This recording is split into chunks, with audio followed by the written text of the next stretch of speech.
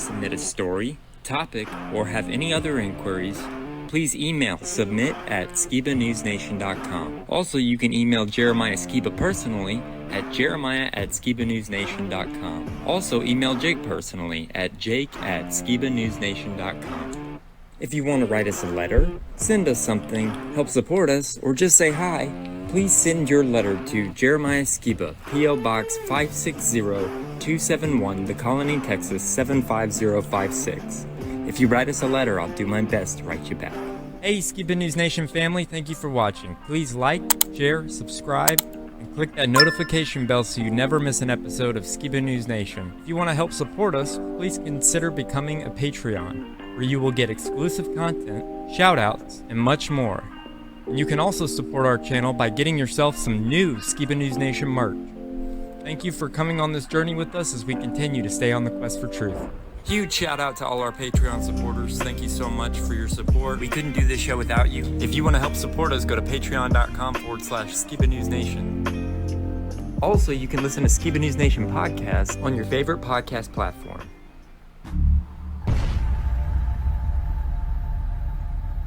What it costs. I want to know what the truth is. And I hope that people, my son, anybody, if my name comes up, whether you like me, whether you agree with me or not, at least you could respect the fact that he's on a quest for truth. He's on a quest for truth.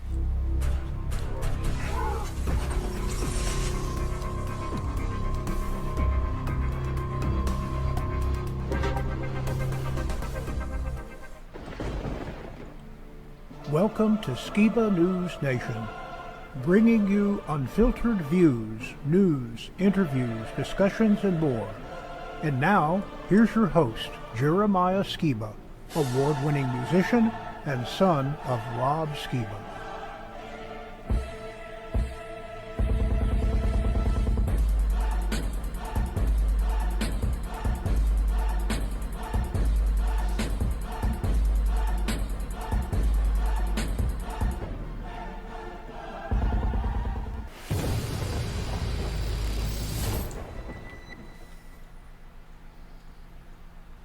Hey Skiba News Nation family, welcome to episode 47 of Skiba News Nation, your weekly source for the latest news, controversial topics, conspiracies, forgotten history, and much more. I'm your host, Jeremiah Skiba, and today we're going to be talking about: did a conspiracy theorist create the X-Files? Funeral homes owned by the deep state? Will Smith used to be a conspiracy theorist? DeSantis bans crypto. Trump destroys CNN.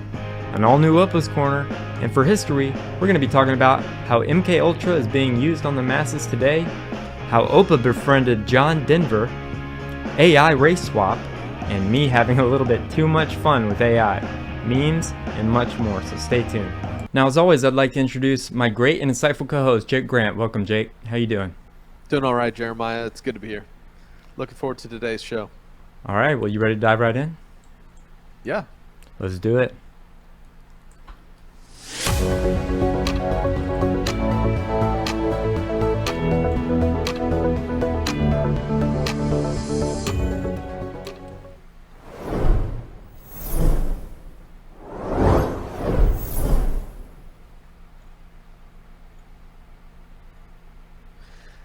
All right, so this week I found some really great depictions of what we do here at Skiba News Nation. Check this out. Instead of conspiracy theorist, I identify as a professional noticer, a connect the dots expert, and a spoiler alerts specialist. So there's so many things happening in the world that we need to be aware that our emotions are being used against us. As stories bubble to the forefront of mainstream media, there's a Hegelian dialectic aspect of the powers that be that seek to create problems and then offer solutions when we go, oh no, we have a problem, right? Mm-hmm. And so that is so important to recognize, and that is why you must learn to discipline your emotions, because if you don't, your enemies will use them against you. Great quote there from Bruce Lee, right?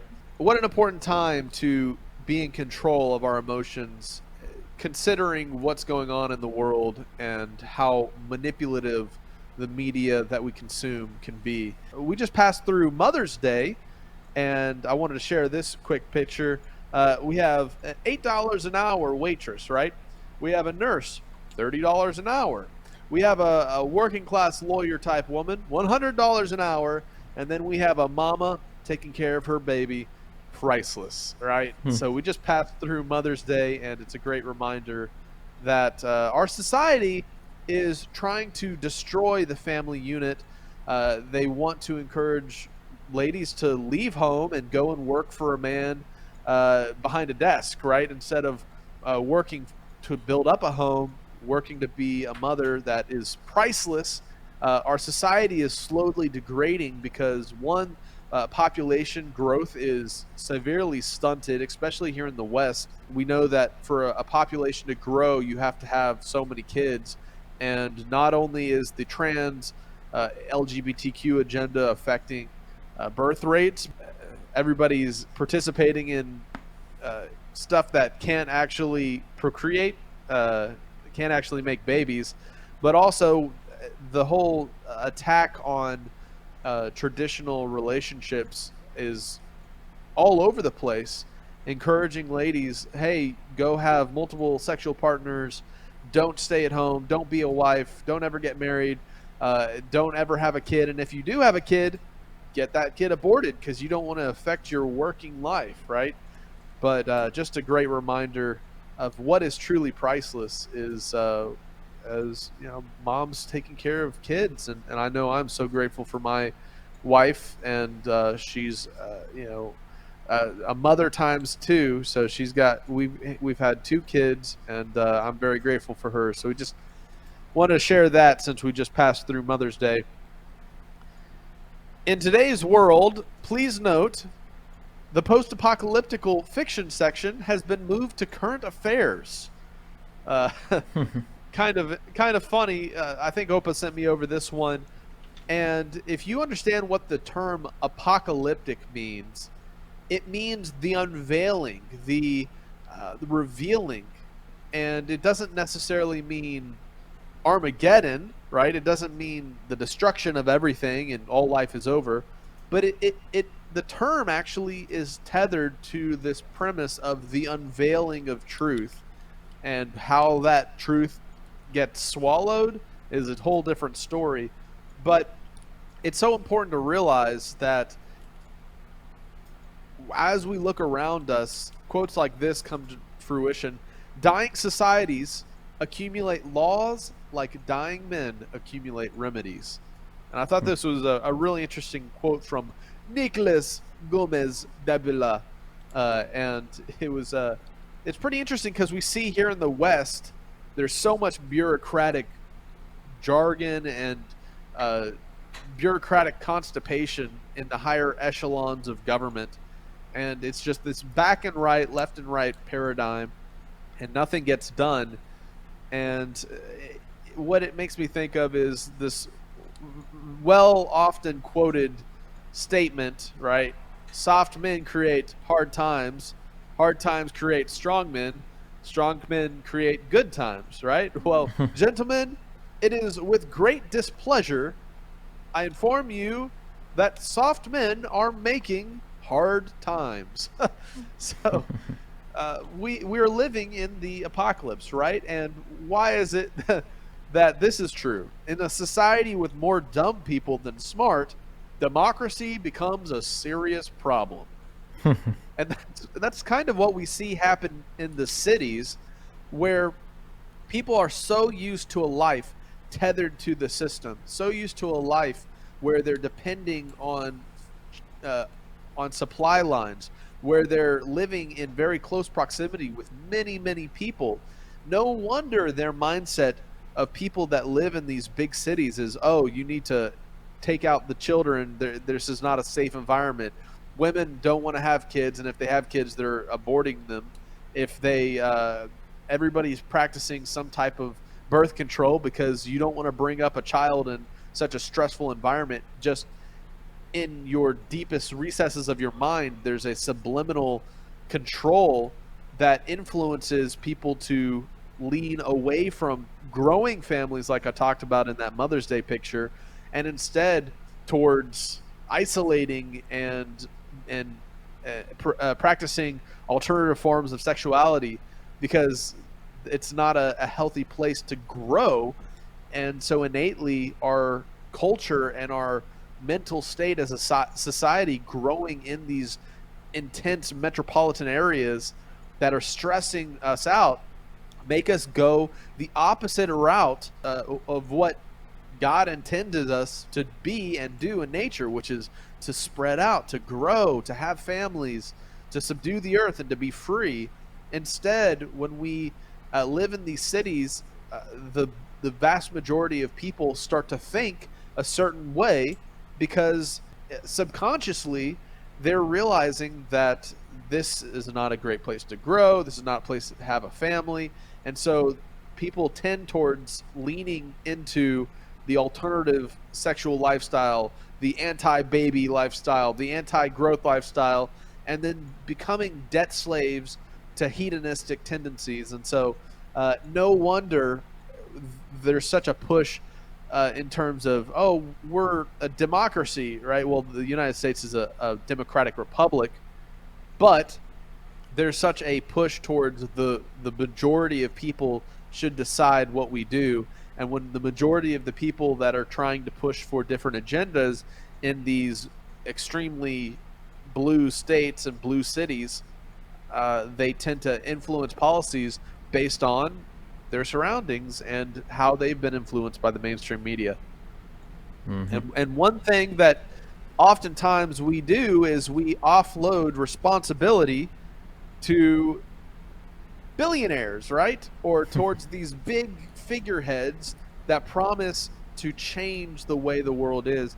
So here's a picture of Lloyd Christmas, the dumber, yeah, the dumber half of Dumb and Dumber, right? And he's saying, any day now, the good billionaires are gonna save us from their friends.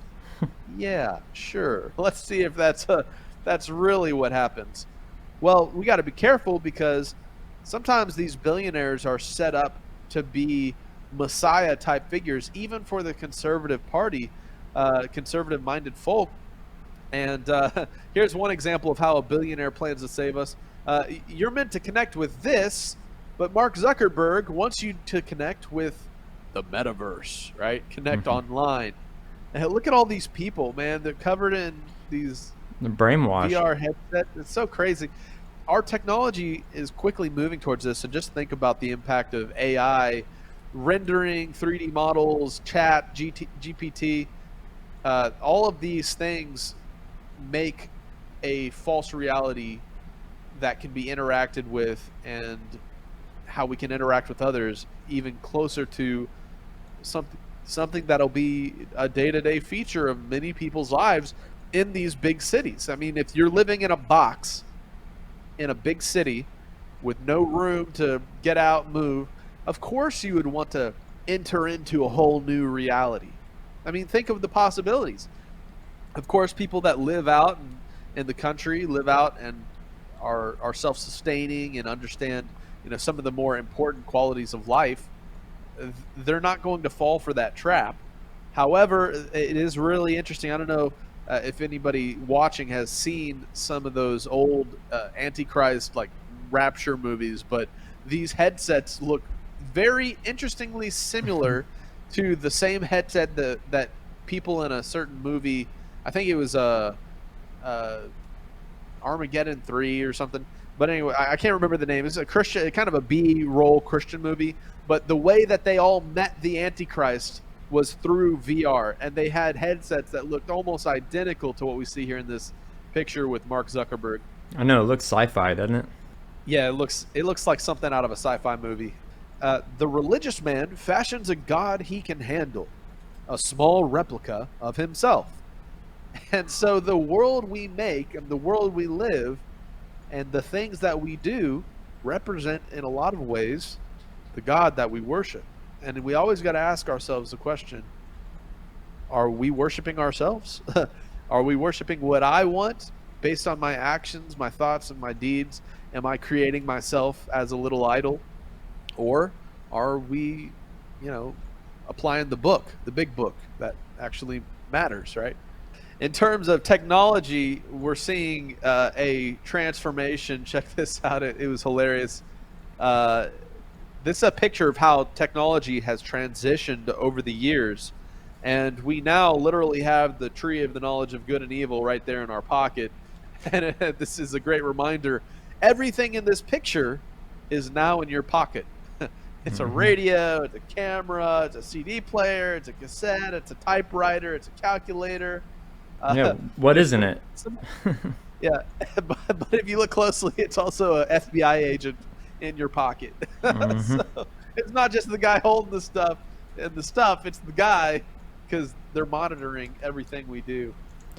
Oh, man. Man, this all has to do with what I'm going to do next week for history. I should have done it this week, but it's about the book 1984. I don't know if we're even allowed to say that. Interesting. So that leads us to just this crazy tweet I read. It's from a guy named Harrison H. Smith with an anonymous picture. And it says this: damn, so conspiracy theorists were right, huh? I'm talking, of course, about the Trump-Russia witch hunt and the redacted damage and masks and the effect of lockdowns and the COVID origin and Jeffrey Epstein and the JFK assassination and the misuse of the Patriot Act and the Iraq War and the war in Ukraine and the Nord Stream pipeline and the open border migrant caravans and the climate change scam and chemtrails and HARP and 9/11 being an inside job and the Internet of Things surveillance grid and the PFAS and chemicals in the water turning everyone gay and the 2020 election being stolen and J6 being filled with undercover feds and Bilderberg and Bohemian Grove and the global government, right? This to me sounds like the apocalypse, right? Yep. So the conspiracy theorists were right, huh? Wow. So the apocalypse literally is here. Just like I started out talking about, when you think of all these topics and how much vindication and truth has come to light over the years, it's amazing. It's so interesting. And I know this first video that we're going to show is a video I've showed in previous episodes, but check this out. It's how the X-Files was spot on 8 or 10 years ago about the state of the world today, and how these conspiracies manifest. And I wonder, either the show X-Files was under the control of one of these upper echelons of occultists and NWO types that wanted to kind of reveal the plans to us all as they pulled the wool over our eyes, or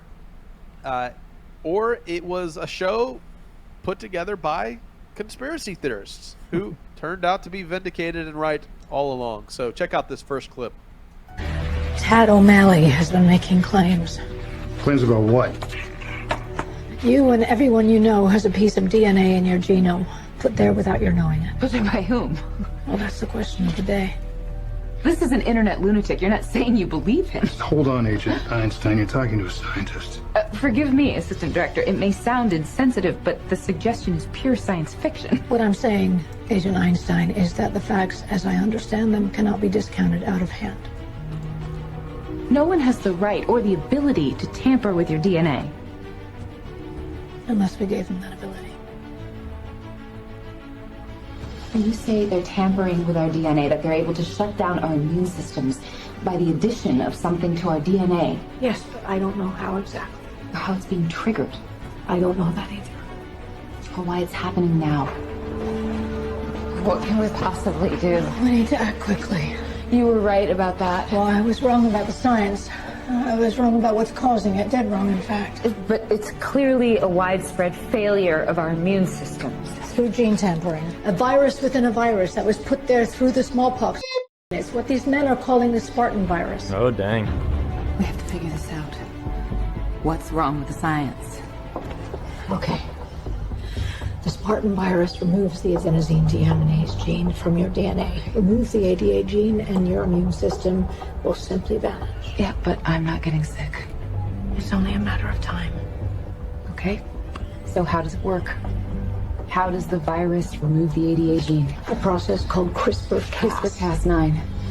RNA and a protein cutting genes at exact locations. Exactly, but in this instance used as a weapon. the ultimate weapon. The ability to depopulate the planet. To kill everyone but the chosen. By tampering with their DNA. Through gene editing. Why do such a thing and lie about it? Our own government. Your own government lies as a matter of course, as a matter of policy. The Tuskegee experiments on black men in the 30s, Henrietta Lacks. What are they trying to do? That's the missing piece. But it's not hard to imagine. A government hiding, hoarding technology for 70 years at the expense of human life and the future of the planet. Driven not only by corporate greed, but a darker objective. The takeover of America. And then the world itself, by any means necessary, however violent, or cruel, or efficient. By severe drought, brought on by weather wars, conducted secretly using aerial contaminants and high-altitude electromagnetic waves, in a state of perpetual war. To create problem, reaction, solution scenarios to distract, enrage, and enslave American citizens at home. With tools like the Patriot Act and the National Defense Authorization Act, which abridge the Constitution in the name of national security. The militarization of police forces in cities across the U.S., the building of prison camps by the Federal Emergency Management Agency with no stated purpose. The corporate takeover of food and agriculture, pharmaceuticals and healthcare, even the military in clandestine agendas to fatten, dull, sicken, and control a populace already consumed by consumerism. And I encourage you all to go shopping more. A government that taps your phone, collects your data, and monitors your whereabouts with impunity. A government preparing to use that data against you when it strikes. And the final takeover begins. The takeover of America. By a well-oiled and well-armed multinational group of elites that will cull, kill, and subjugate. Happening as we sit here. It's happening all around us. The other shoe waiting to drop. It'll probably start on a Friday. The banks will announce a security action necessitating their computers to go offline all weekend. Digital money will disappear. They can just steal your money? Followed by the detonation of strategic electromagnetic pulse bombs to knock out major grids. What will seem like an attack on America by terrorists or Russia. An invasion of the U.S. The apocalypse, right? And I've heard it said that some of the reason that a lot of this media in previous years would reveal some of these agendas is that's how they put the responsibility into your court, and therefore the obligation to leave the system, to wake up, to stop these things that are being done to you, the ball's in your hands, right? Because if they just did all these evil things without our knowledge, then the judgment of God, I guess, or just the natural repercussions of maybe a system that God has placed into reality would be on their heads. They would be the ones that are on the hook for being so evil and pulling this all on us. However, when they tell you what they're doing and they say, hey, look, we're going to poison you, we're giving you poison, then it's the person that takes the poison, knowing it's poison, and eats it that's responsible for their own death. It's not the person that sold them the poison in the first place. And that's the interesting twist, and why the mainstream media seems to share some of these agendas, or when they call out very obvious deceptions and people become aware of them. If they still participate in the system, they still take that pill of poison that they themselves asked for, bought, consumed, then it's not on the head of the seller, which in this case is all the people perpetrating these agendas.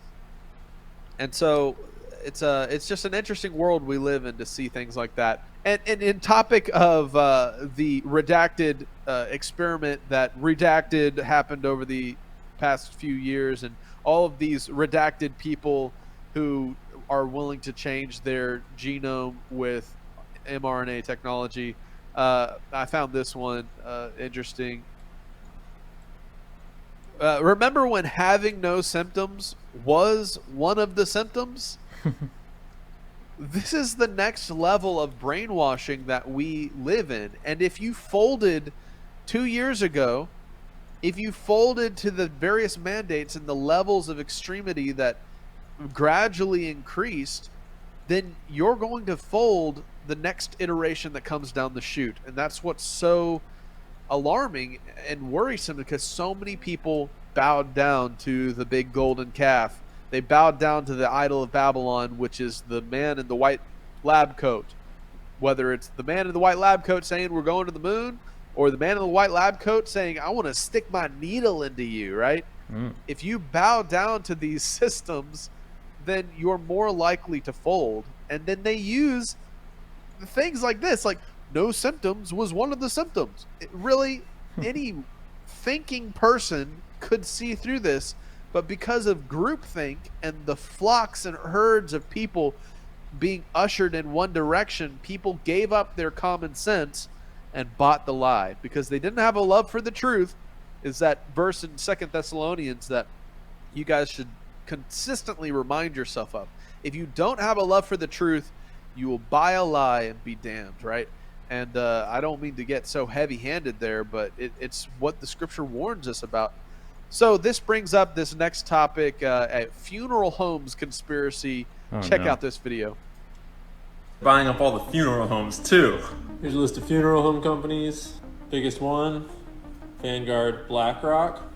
Carriage Services, BlackRock, Vanguard, and Ameriprise Finance Inc. One of the biggest banks in the US, and it's a broker-dealer. And you guessed it, Vanguard, BlackRock, State Street. Hillenbrand isn't exactly the funeral industry, but they have exposure to the funeral industry, and they are BlackRock and Vanguard as well. These guys sell caskets and funerary equipment. That's a big stake for BlackRock. And if we're going to do funerals and death, why don't we do hospice and end-of-life care? Here's some end-of-life stocks. Here's a few more. Chemed Corp, Vanguard and BlackRock. Ensign Group, BlackRock and Vanguard. Encompass Health Corp, BlackRock, Vanguard. Amedisys, BlackRock, Vanguard. It looks like LHC was acquired by United Health. And United Health Group, yep, Vanguard, BlackRock. I just want to point out too, they hold a lot of shares in some of these companies. That is a vastly larger stake than the next people at the table there. That means that they have a lot of sway over the boards of directors at these companies, the executives that get hired, the general culture. And even though these two firms both hold a shitload of shares for people that have mutual funds and index funds and such, those shares are voted by the fund managers at BlackRock and Vanguard, almost never by the actual individual investors. And that's where the real power to influence these companies lies. Worst dad jokes ever. But he does point out a good point that a lot of funeral homes are incorporated, but they keep their original names usually so no one notices, because you don't want to go to a corporation for your funeral. So I wonder why BlackRock and Vanguard has so much stake in everybody dying. Why indeed? Yep. Crazy to think about. Why does such a big conglomerate company like BlackRock, which you can trace a lot of these conspiracies we've talked about back to the money that flows through that organization, why are they so interested in funeral homes? Maybe they I don't know. They know why people are dying suddenly. Well, maybe it's possible, but something to keep aware of. But this is how they control the people who have big platforms, right? Through humiliation rituals and through blackmail, pretty much. And this brings to mind, you remember we were talking about Will Smith months back, when he slapped Chris Rock in the Grammys. Here's a video of Will Smith talking about some conspiracies that he believes way back in the day, before, of course, I think they got to him and shut his mouth and then made him go through the humiliation ritual that was this past year or two. Check out this video of Will Smith's take on some conspiracies. I read that you felt that the government was deliberately spraying cold germs in subways, was deliberately trying to make people ill with the AIDS virus. This is pretty serious stuff. Do you really feel that? Well, that's a good question. Well, I'm with Barbara Walters now. Oh, that's a serious one. Okay, so I got to now. because people are going to chase me after this. People are going to chase me.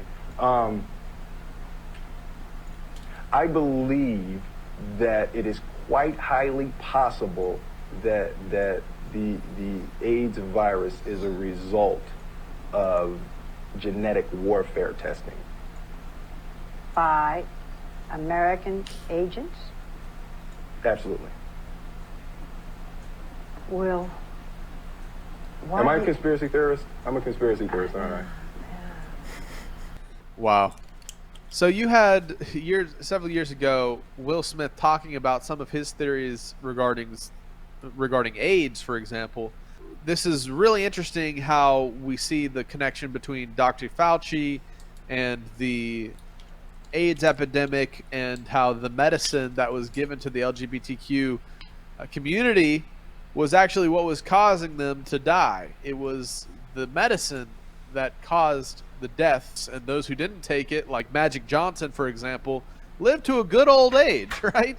Yep. So you have, even here in this video, Will Smith talking about some of these conspiracies.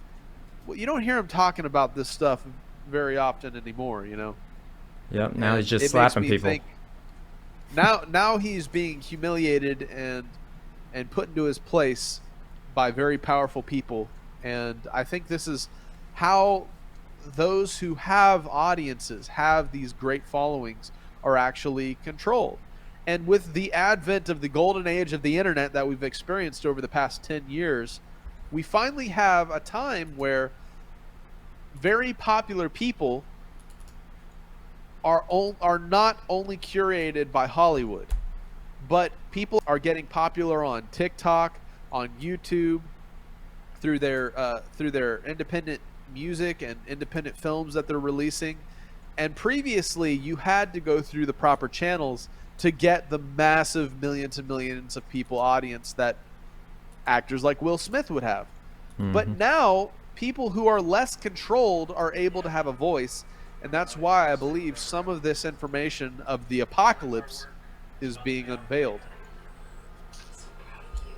Yep. So let's watch this next video, which is a more current event. Now, here's a caveat. There's some people who are commenting thinking that this may be an AI-generated video, but the things that are mentioned in the video are very interesting, and it has to do with this topic of the recent bill that was being pushed through Biden and the Democratic Congress for the IRS to force everybody who receives more than $600 to report their income.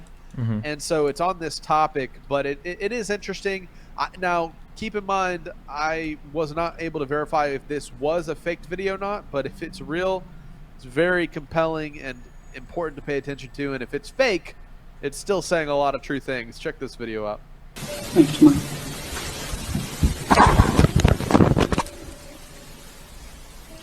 Whether it's $600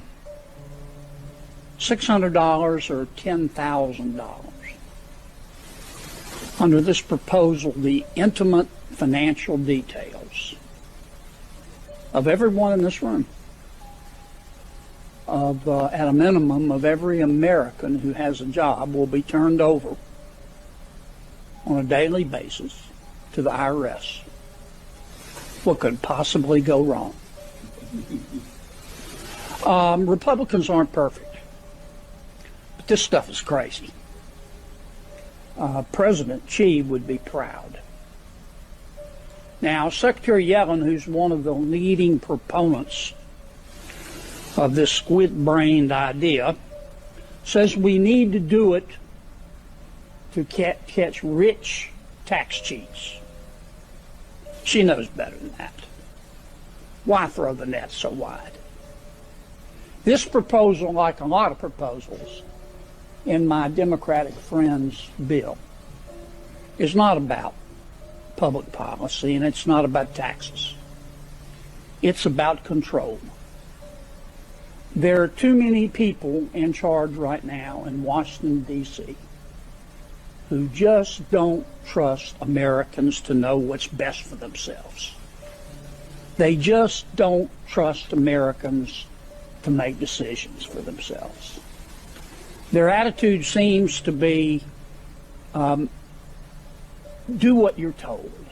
Just do what you're told, and if you do that, we might let you eat meat occasionally. This is another step in that direction.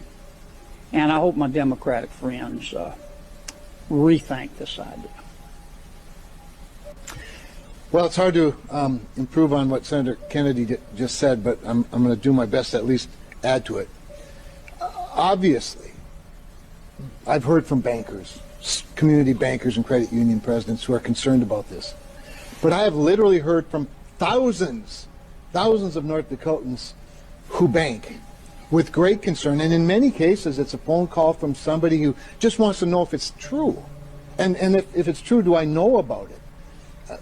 They're so frightened for very good reasons, for all the reasons you've heard. I mean, we are talking about some of the most private of information being shared, turning bank presidents, bankers, community bankers, credit union lenders, and clerk tellers into spies for the IRS.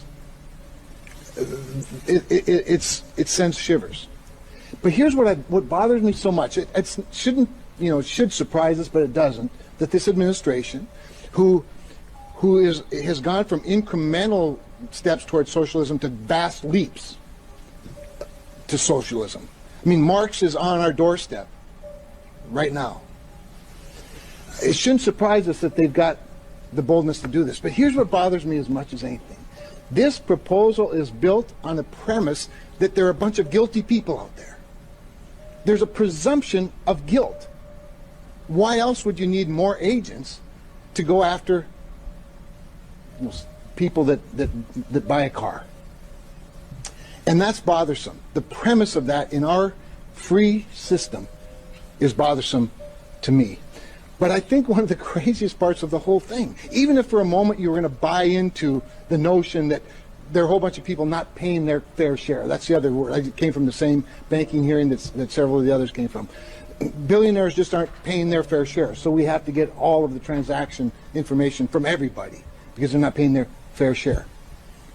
This proposal doesn't even accomplish what they claim they want to accomplish by the proposal. So what is the real motive? I think it gets back to that, what I said earlier. They've always been about incremental steps toward socialism, and now they've decided to take a great big leap while they hold all three levers of power in this town. And we, as Republicans, will do everything we can to stop them. Thank you. Before we throw it open for questions, I just want to make two other points that my colleagues have prompted me to think about. First of all, we got some information from the Treasury Department today, which you probably all got too, saying, well, wait a minute, we're not going to audit anybody who makes less than $400,000. I think they sent that out because they heard we were having this press conference. But that's all they did. They just said, well, we're not going to go after anybody who makes less than $400,000. Well, the Green Book, which lays out this proposal, in addition to the details you've already heard about, says very specifically that the Secretary, meaning the Secretary of Treasury, will be given broad authority to issue regulations necessary to implement this proposal, which says that the IRS will be given broad rulemaking authority to get the data it wants. Now, the IRS, in the very thing they sent out today, trying to say, well, we aren't going to go after anybody who makes less than $400,000, also said, we already have the paycheck information on folks, and we already have the interest income information on folks, but we need the rest. That's the point of all this. Why did they start out at $600? That's not to get the wealthy. That's to get everybody. It's to create a total dragnet. And I just want to conclude with the data that Senator Thune referenced generally. We asked Joint Tax to look at this and tell us what the distributional effect of raising all these hundreds of billions of dollars that this proposal proposes to do is.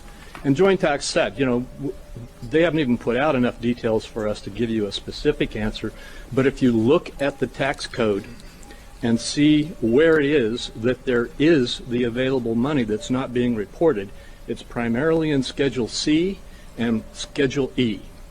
That picks up all small businesses, all individuals, everybody. And so they said, we will analyze the tax gap in Schedules C and E and tell you where it looks like the lost revenue is to be found. And when they did that, they found that it was mostly in those making less than $500,000. Over 50% of it is those making less than $50,000.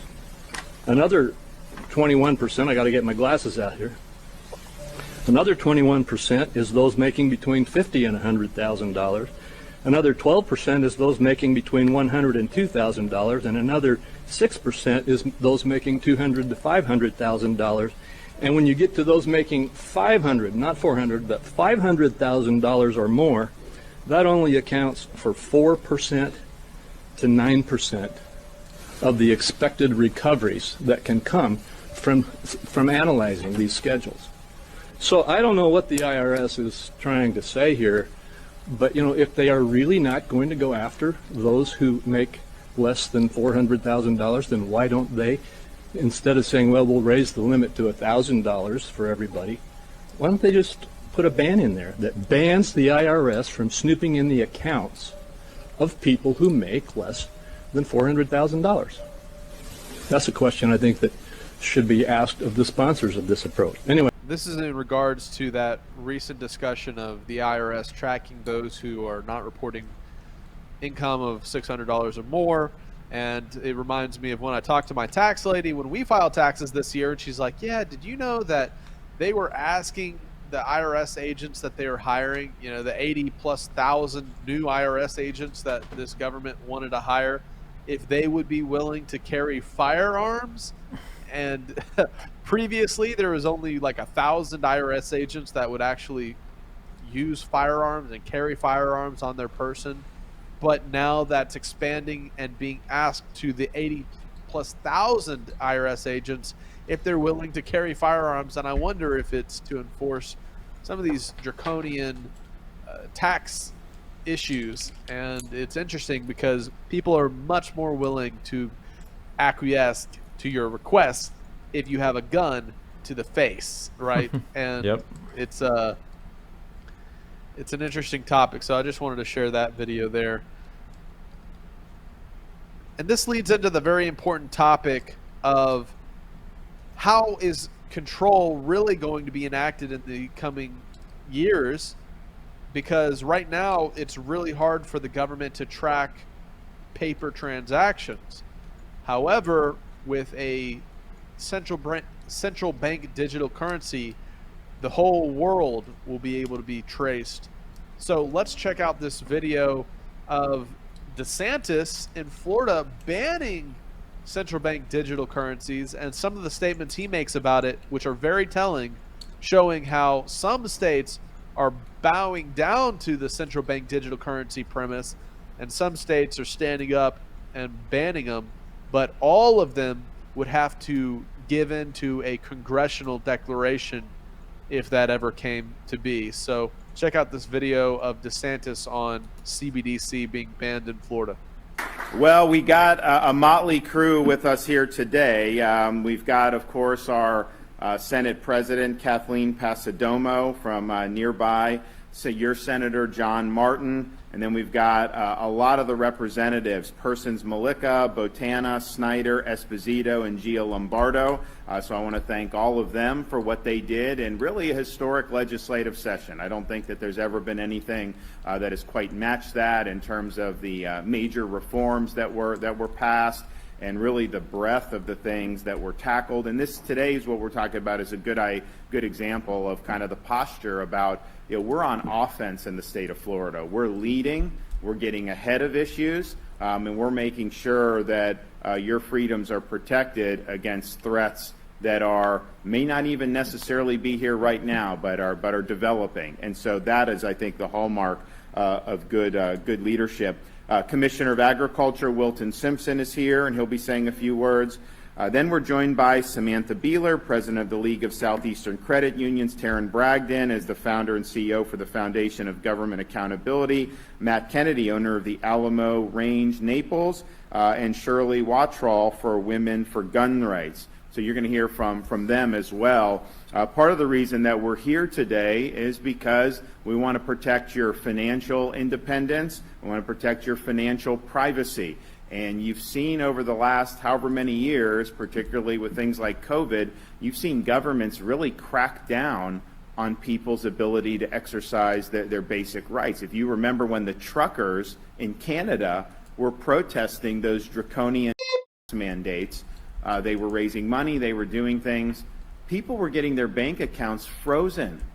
The charities were getting frozen, and that was done by the Canadian government. And so you see, this is the type of power that some of these governments want to exercise. Now, we've always thought, hey, that could never happen in America. But I think we've seen over the last few years just how fragile the freedoms are. And I think you see there's a lot of people gunning for freedom here in the United States because it conflicts with their ideology.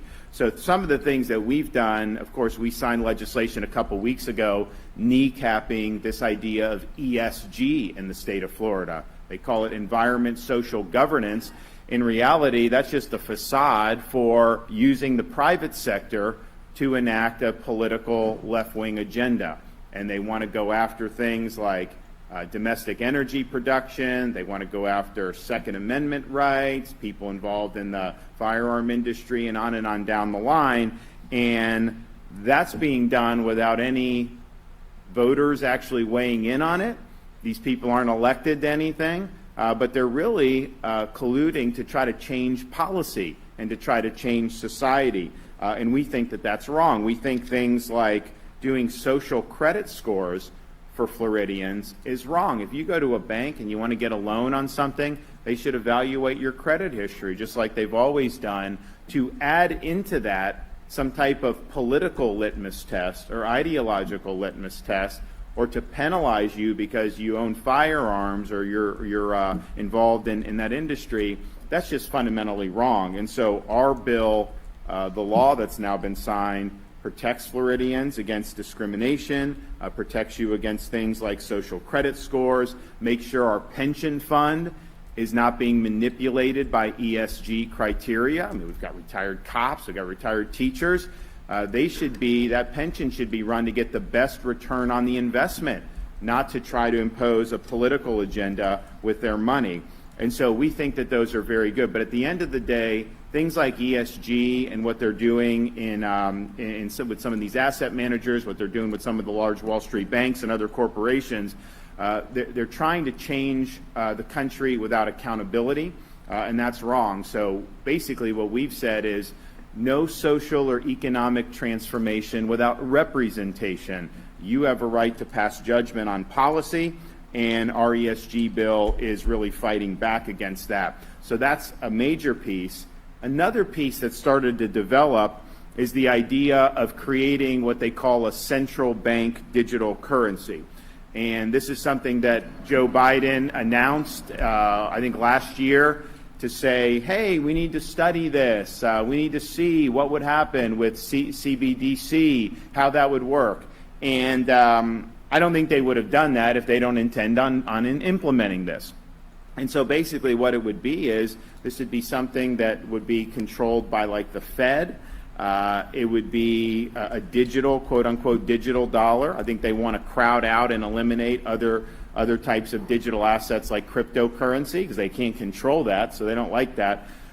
Once they then have the ability to run a central bank digital currency, they're going to be able to have the window into what you're doing with the money.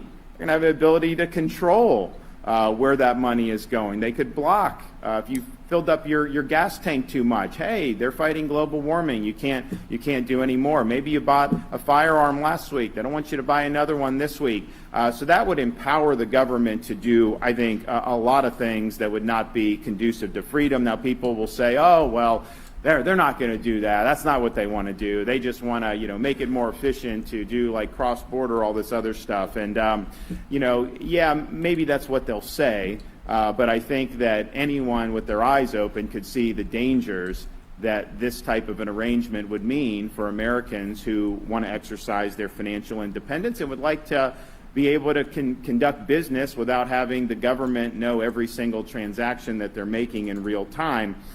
And sometimes government will do things where they provide kind of a benevolent rationale for what they're doing, but it's really nothing more than a wolf in sheep's clothing. Well, I think with central bank digital currency, this is a wolf coming as a wolf.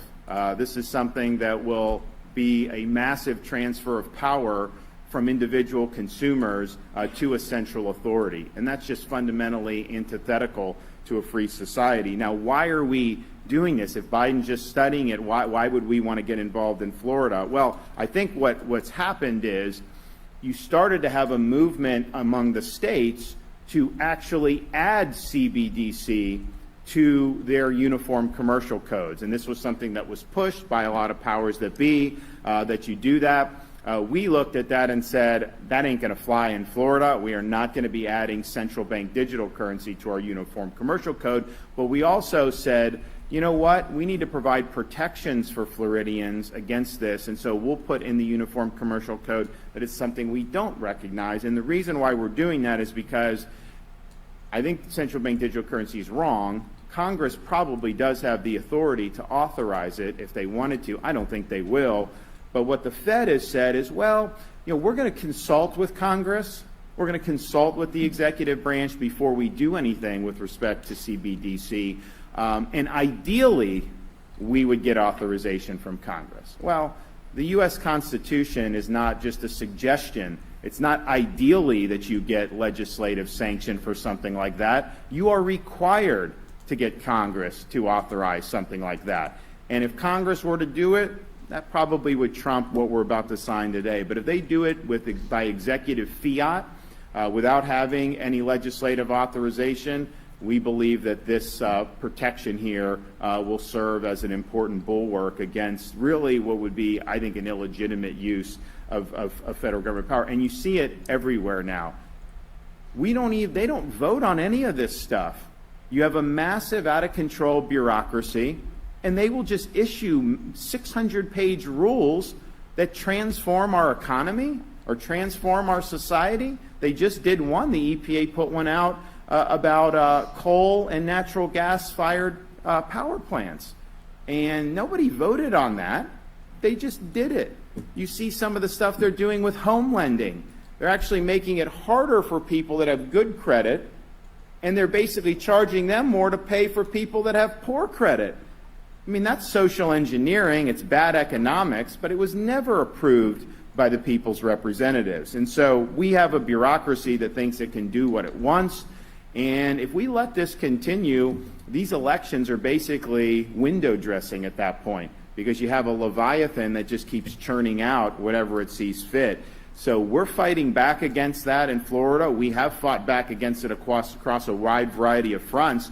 I mean, you remember in 2021, they were trying to coerce people to take the mRNA COVID shots, and they said for nurses under CMS, you have to do this, otherwise you can't work. And Congress never enacted that. There was never any debate on that. They just did it. So we came in and said, no, that's not correct. State of Florida, this is a choice for you. You can't lose your job over it. They said, well, we're going to do it anyways, but they relied on Florida to survey the hospitals to see. And we said, we're not going to survey our hospitals. Okay, we're going to protect the people's jobs. And they fined us, a couple $1 million, but we saved thousands and thousands of jobs in the process. So we've been fighting back a lot on this, but it's a massive distortion of what a constitutional system of government is supposed to be. And I'm just glad that we're thinking ahead here in the state of Florida, because once this genie is out of the bottle, I think it'll be very hard to put back in. The cash is king. Like when you have that, you control your own destiny. If you're relying on some digital system and you have no other recourse and it's controlled by a central authority, you're putting your independence in their hands. And I don't think we want to do that. And I think back to just like the need to be empowered individually when like Hurricane Ian hit. The power goes out, okay? Some people that had electric vehicles, and it's whatever you want, do, but, how do you plug that in if the power's not on? Whereas, you have your own tank of gas with a normal car, you control the destiny. You can put the gas in, you can go. You have cash, you can go make transactions if some of the systems aren't up and running. So making sure individuals are empowered is something that's very, very important. So I'm proud that we're going to be able to sign this protection into law for the people of Florida. We do not want to see any central bank digital currency, but we certainly reject any attempt to do that by executive fiat without the members of Congress actually having to go on the record and vote for it. The other thing that we're doing is looking at other ways that this agenda can impact individual Floridians. And so there's been a movement amongst massive credit card companies to basically monitor the transaction of firearm retailers and individual consumers through unique codes that they're calling merchant category codes, or MCCs for short. And so this is a new code. It only applies to either retailers that sell firearms or consumers that purchase, and it's not even really limited to that, because as you know, there are sporting goods stores that sell firearms. They also sell a bunch of other stuff. You could be going just buying sporting goods for your kids' athletics. And oh, by the way, our tax relief, which we'll be announcing, you have no tax on youth sports equipment for next year, which would be really, really good, starting July 1st. So you go in and do that. They can tag you or flag you as being somebody that somehow should be looked at, and that's just fundamentally wrong. So we believe that whole idea of MCCs is very political. We think it's going to be used against people just for exercising their basic constitutional rights. And so you had a movement in the legislature. You had Commissioner Simpson. A lot of people understood this, and I said I'm very supportive of making sure that this is not allowed in the state of Florida. So the second bill we'll sign will prohibit the use of firearm-specific MCC codes, and we'll be the first state in the country to step up to the plate and prohibit these massive financial institutions from collecting data on you, flagging you, just for basically exercising your right. I mean, if you go and buy ammunition for your firearms, then you go to one of these shooting ranges, should you be flagged for doing that? I don't think so. So in the state of Florida, you will not be flagged for doing it. So these are really important measures. I think that we're leading the country again. I think you're going to see other states follow through. I know some of the states are going to do the central bank digital currency. Some of them rejected the UCC addition to it, and so they're kind of neutral, which is still good. But we're going one step further, and we're affirmatively leaning in against and saying this is not something that's going to fly in Florida. And I do think you're going to see other states look to this whole idea of these MCC codes. And look, this is one issue that would affect, relatively narrow slice of retailers. It'll affect a decent number of consumers. But what precedent is this setting if we're going to have all these major financial institutions colluding to try to flag people they don't like for doing things that are perfectly legal and constitutional? It's one thing to flag somebody's like dealing drugs or something where, to assist with that. But this is really, I think, again, an attempt to change policy. So DeSantis coming out talking about CBDCs and the dangers therein, and some good things to say there. What do you think, Jeremiah? I agree. Good things. I hope Texas follows, I guess. I don't know much about the digital stuff. I tried crypto recently, and I'm not good at it. So yes, it's interesting, and this next video I'm going to show is in regards to the XRP crypto, which has been in legal trouble for several years, and it's one of the likely candidates for this big CBDC to run off of the Ripple technology. And it's really interesting. They're coming to some clarification in the court case soon, and they may be the only cryptocurrency that has SEC clarification on how they are to be treated, which would give them enormous room for growth and use. And the technology is already in use with many major banks across the world, because it allows funds to be transferred extremely fast. And so this topic of Ripple is important because it is one of the likely candidates for being that cryptocurrency that could become the one world type cryptocurrency. So let's check out this next video. Well, let's jump into the video, and we just got some massive news that Judge Torres denied the SEC's motion to seal the Bill Hinman documents in her summary judgment ruling. Now, this was completely unexpected. Almost every single expert out there predicted that Judge Torres was just going to release her summary judgment motion, and in that motion, either the Hinman emails were going to be sealed or they were going to be unsealed, and that was how we were going to find out whether or not the public would ever get to see the Hinman documents. But Judge Torres just did something extremely fascinating. Rather than just releasing her summary judgment ruling with the Hinman emails sealed or unsealed, she just put out a specific ruling regarding these emails, and she ruled that the SEC will not be allowed to seal the Hinman documents. Now, obviously, this is a massive win for Ripple. This is something Ripple has been fighting for a very long time, and Ripple has actually commented on these Hinman emails before. Brad Garlinghouse specifically said, "The SEC wants you to think that it cares about disclosure, transparency, and clarity. Don't believe them. When the truth eventually comes out, the shamefulness of their behavior here will shock you." The SEC can't appeal a settlement. If the SEC comes out and admits XRP and the secondary market is not a security, that is the best win Ripple can get. If the SEC and Ripple settle this case, you can take all that trial talk, all that Supreme Court talk completely off the table. The case is over, XRP will never be a security, and that issue will never come back again. Well, the SEC could settle this case. If the SEC settles this case with Ripple, they can tell Ripple, hey, you have to pay a fine for early sales because those early sales were securities transactions. And Ripple can say, okay, that's fine, as long as you say XRP today is not a security. And boom, it's a win-win. Ripple gets clarity for XRP going forward, the SEC doesn't have to hand over the Bill Hinman Ethereum documents, so they both got their big win there. But what else does the SEC get? The SEC gets the fact that, hey, going forward, they can go after other projects and say, oh, well, Ripple actually admitted they sold securities here, so you have to come in and register. You have to come in and register. And that's a huge win for the SEC. It actually gives them a win in this case, and all they have to do is accept the fact that, hey, XRP is not a security. Yes, that might seem like a big loss for the SEC, but there's 20,000 other tokens out there. It makes no sense why they would care so much about XRP when they can go and wreak havoc on the rest of the industry.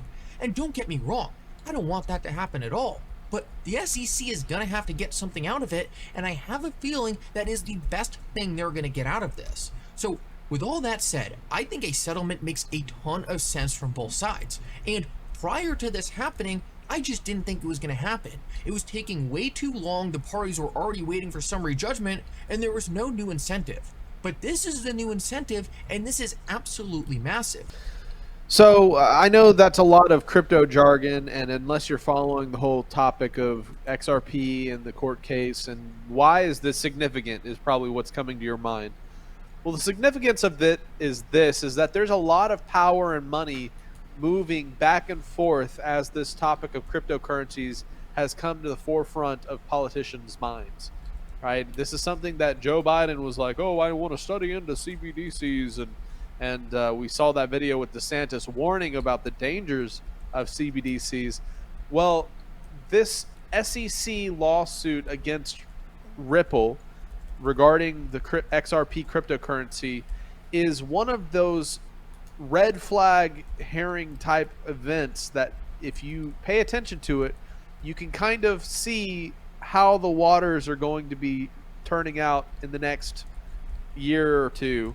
And whenever a decision is reached, this will signify whether the SEC is going to be completely collapsing the independent cryptocurrency market, making way for a CBDC. You're going to see what it means for a cryptocurrency to be declared a security or a current, there's all this competition right now between the US dollar and cryptocurrencies, and the people with the money and the power want to bring it all under their umbrella, and that's where the CBDC comes in. And so while it was a lot of jargon, as soon as a decision is made in that landmark, very important cryptocurrency court case, you're going to see changes in the world. So that's why I'm sharing that video with you guys.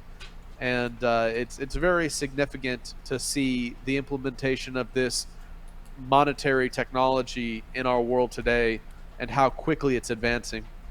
Mm-hmm. And for our last video, here's a quick a vid from Timcast on the debate Donald Trump had on CNN and some of the statements he made about Ukraine and the United States. Check this out. Can you say if you want Ukraine or Russia to win this war? I want everybody to stop dying. Yes! Dying. Russians and Not making yourself dying. look good here. Stop dying. And I'll have that done.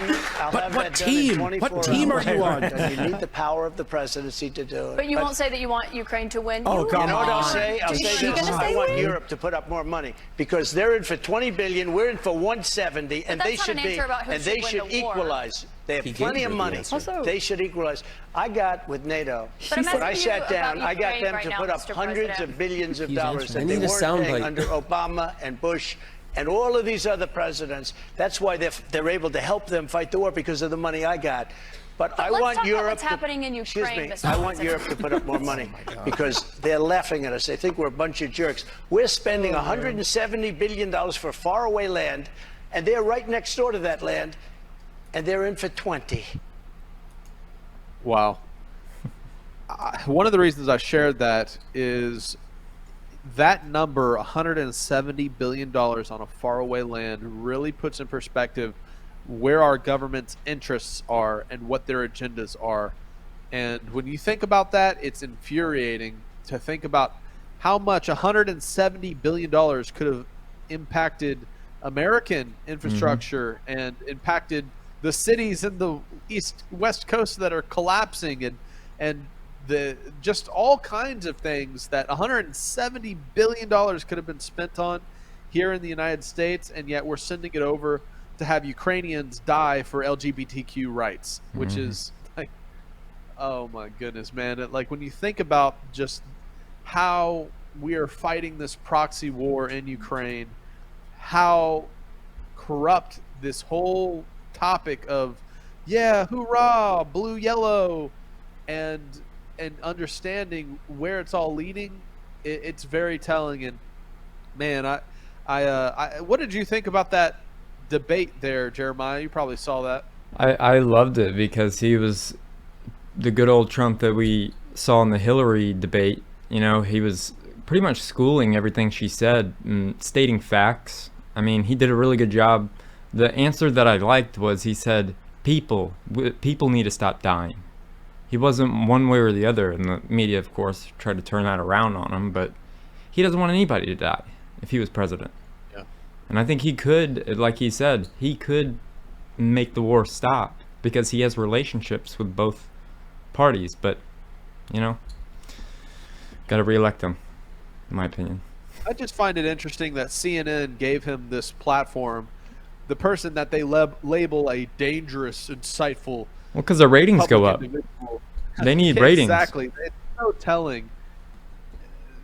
They prop this lady up there to debate and act like she's really sticking it to him. But the truth is they wanted Trump to do exactly what he did because that debate on CNN probably brought them more viewers than they've had since he left office. Yep.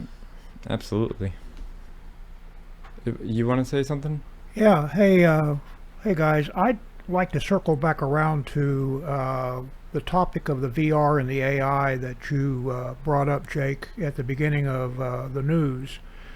Rob was working on a potential movie many years ago that kind of warned about Controlled, and it was called Protean Fields. And I was looking around and I did find the trailer that Rob had put together for this, and I think it's very interesting to watch it. So let me play this. Never before seen, and there's some cameos in this actually. That's exactly right.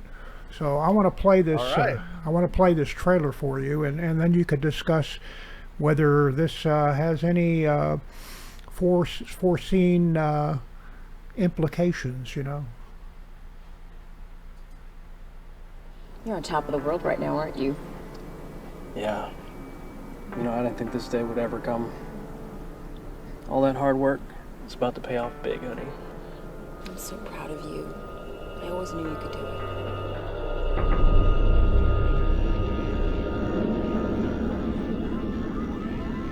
You're not living, man.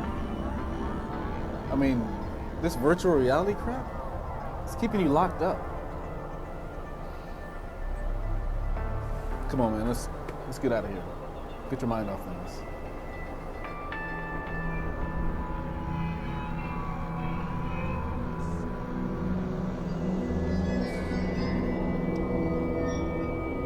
Virtual mind reality, or VMR. With the VMR device such as this, we can literally program our soldiers to do just about anything. This is because everything is vibration. Once you understand that, it's just a matter of identifying the frequencies. Because frequencies can always be modified, amplified, and distributed.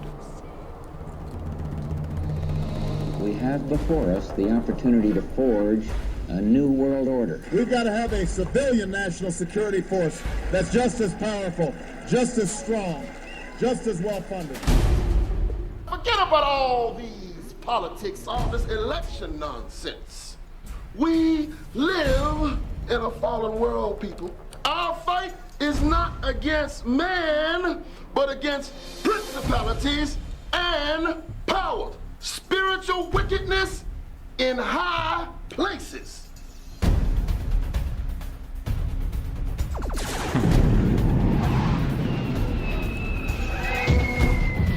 This looks so real. Gavin, you've got to try this. He's in a coma. They say he might never come out. Every day, more and more people are tapping into the field. Everything's going precisely as planned. The Army General, who has never flown a jet before in his life, was literally being programmed with the experience of air-to-air combat right before your eyes.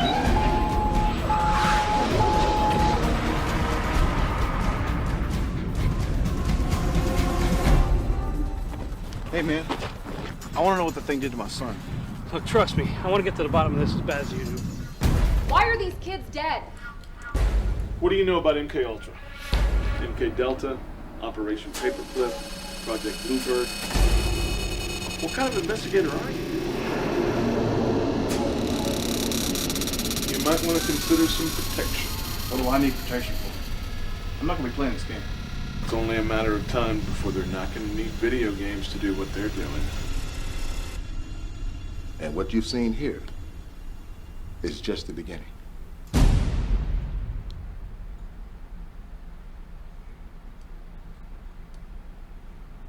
What are your thoughts about that? Wow, man, that's crazy. Now, did he ever finish that? Did that film ever come out, or was that just a trailer concept, or how did it go? It was just a concept, I think. They were working on it for a long time, but I don't know why they didn't do it, but it's so crazy, like the virtual reality glasses, and I mean, you could see I was in there, Opa was in there. Did you notice us? You probably didn't. Yeah, I didn't even notice it. Opa was the general guy who was doing this, flying the plane, and me and my cousin had the glasses on, and we were like zoned out. So he filmed us doing that, and I think he has the whole script written, but just never got around to going into it because of cost. And then I think he started working on Seed right after that, so you could tell because at the end the font is the same font as Seed. That's awesome, man. And that has really cool. That has a lot to do with what my first thing in history is too, so that's awesome. All right, well, thank you, Opa. Thank you, Jake, for the great current news as always. And now a word from our friend JJ. Now a word from our sponsor. Now, personally, I've tried every CBD product on the market to help me manage my pain. I have degenerative disc disease, and nothing has ever helped me until I tried JJ's Natural CBD Rub. So when I found out that we had the opportunity to work together, I was so excited that I could share this amazing product with you guys here on Skiba News Nation. So if you want to manage your pain like I did, text CBD to 920-382-7720 for an exclusive $50 off a 3-pack special. Also, check out all the testimonials on their website, jjcbdrub.com. Get pain relief like I did by getting yourself some JJ's Natural CBD Rub today. Check out more info down in the description below.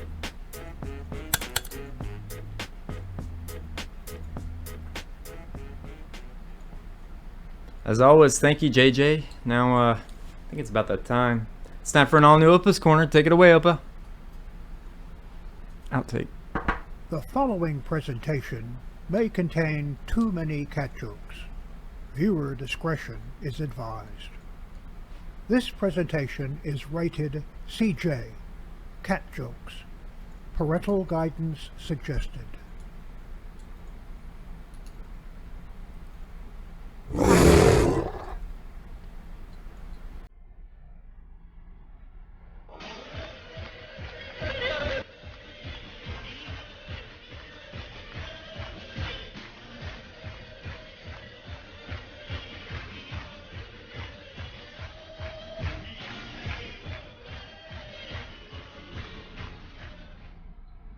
It's time for Opa's Corner now, doo-dah, doo-dah.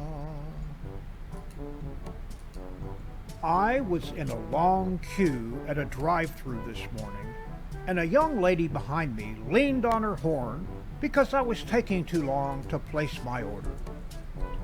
Take the high road, I thought to myself. So, when I got to the first window, I paid for her order along with my own. The cashier must have told her what I had done, because as we moved up, she leaned out of her window and waved to me and mouthed, "Thank you," embarrassed that I had repaid her rudeness with kindness. When I got to the second window, I showed them both receipts and took her food too. Now she has to go back to the end of the line and start over. Don't honk your horn at old fogies like me.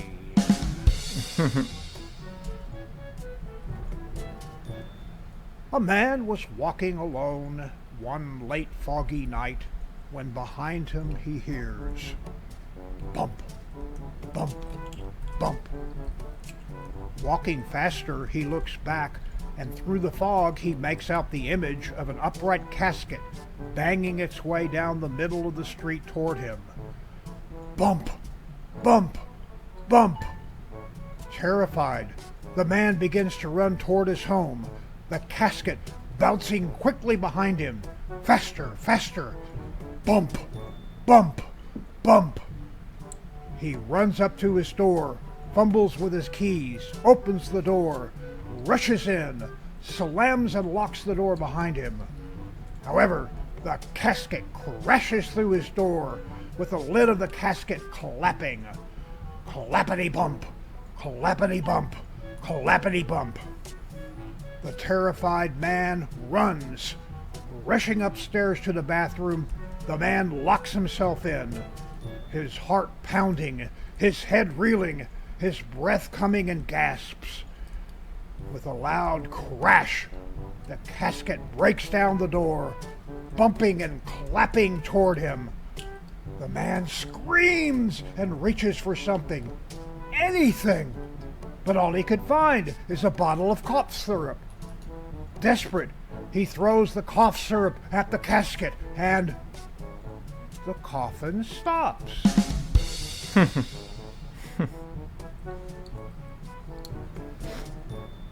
An atheist was walking through the woods.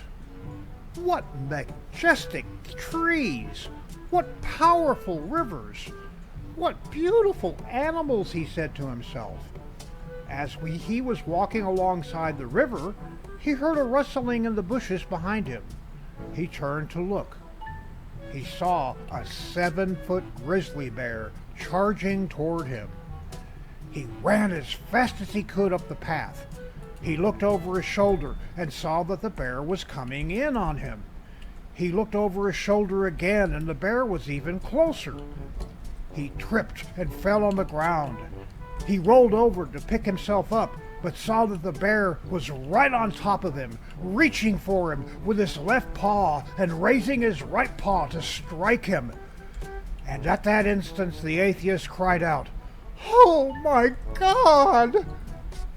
Time stopped. The bear froze. The forest was silent. As a bright light shone upon the man, a voice came out of the sky. You deny my existence for all these years, teach others that I don't exist, and even credit creation to the cosmic accident. Do you expect me to help you out of this predicament? Am I to count you as a believer? The atheist looked directly into the light. It would be hypocritical of me to suddenly ask you to treat me as a Christian now, but perhaps you can make the bear a Christian. Very well, said the voice. The light went out. The sounds of the forest resumed, and the bear dropped his right paw, brought both paws together, bowed his head, and spoke. Lord, bless this food which I am about to receive from thy bounty through Christ our Lord. Amen.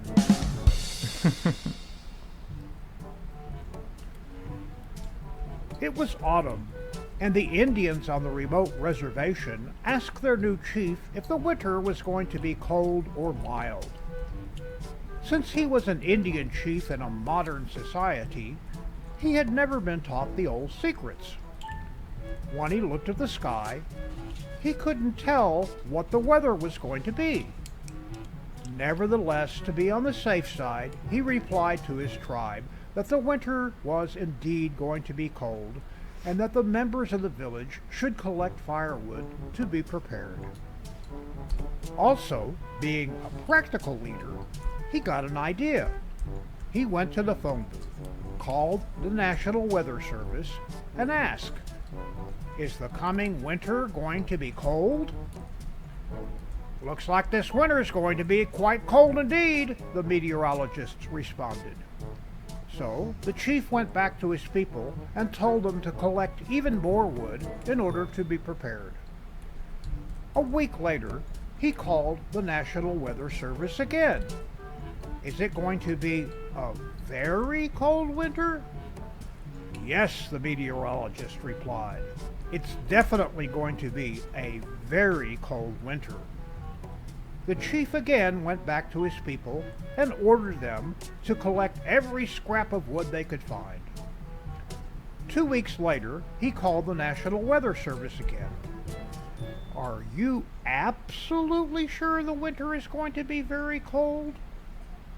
Absolutely, the meteorologist replied. It's going to be one of the coldest winters ever. How can you be so sure? The chief asked. The meteorologist replied, because the Indians are collecting wood like crazy.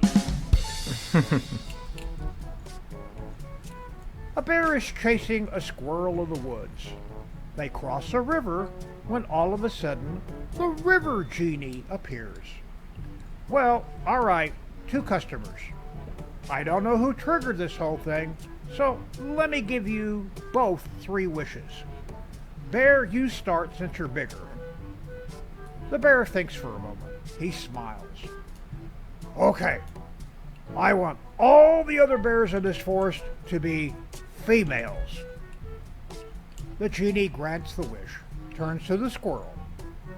The squirrel thinks. He looks up to the genie. I want a motorcycle. The bear shakes his head. Squirrel, you don't know how to wish. The genie then asks the bear for his second wish. The bear responds, all right, I want all the other bears in the country to be females. The genie grants the wish. The genie turns to the squirrel. How about it? The squirrel responds, give me a motorcycle helmet. The bear shakes his head again. What's wrong with you? The genie then turns once more to the bear and asks for his final wish. You know what? I want all the other bears in the world to be female. The genie grants his wish and then turns to the squirrel. The squirrel grabs his helmet, puts it on. He then walks to the motorcycle, gets on it.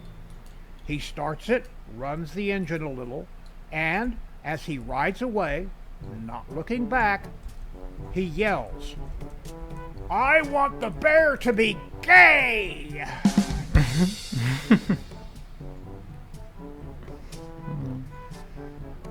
Dave was bragging to his boss one day. "You know, I know everyone there is to know. Just name someone, anyone, and I know them." Tired of his boasting, his boss called his bluff. "Okay, Dave, how about Tom Cruise?" "No dramas, boss. Tom and I are old friends and I can prove it." So Dave and his boss fly out to Hollywood and knock on Tom Cruise's door. And Tom Cruise shouts, "Dave, what's happening? Great to see you. Come on in for a beer." Although impressed, Dave's boss still is a little skeptical. After they leave Cruise's house, he tells Dave that he thinks knowing him was just lucky. No, just name anyone else." "President Trump," his boss quickly retorts. "Yep, old buddies. Let's fly out to Florida." And off they go. At the resort, Trump spots Dave and motions him and his boss over, saying, "Dave, what a surprise! I was just on my way to play some golf, but you and your friend can come on in. Let's have a beer first and catch up." Well, the boss is very shaken by now, but still not totally convinced. After they leave the resort, he expresses his doubt to Dave, and again implores him to name anyone else. "Pope Francis," his boss replies. "Sure," says Dave. "I know the Pope for years." So off they fly to Rome. Dave and his boss are assembled with the masses at the Vatican's St. Peter's Square when Dave says, "This will never work. I can't catch the Pope's eye among all these people. Tell you what, I know all the guards, so they'll let me just go upstairs and I'll come out on the balcony with the Pope." He disappears into the crowd headed towards the Vatican. Sure enough, half an hour later, Dave emerges with the Pope on the balcony. But by the time Dave returns, he finds that his boss had a heart attack and is surrounded by paramedics. Making his way to his boss's side, Dave asks him, "What happened?" His boss looks up and says, "It was the final straw. You and the Pope came out onto the balcony, and the man next to me said, 'Who in the world is that on the balcony with Dave?'" So now it's time for the funnies.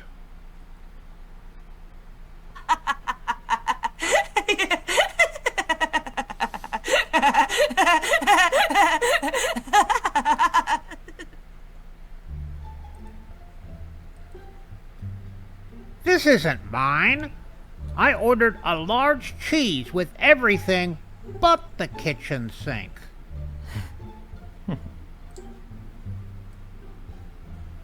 At first, there were only 25 letters in the alphabet. Nobody knew why.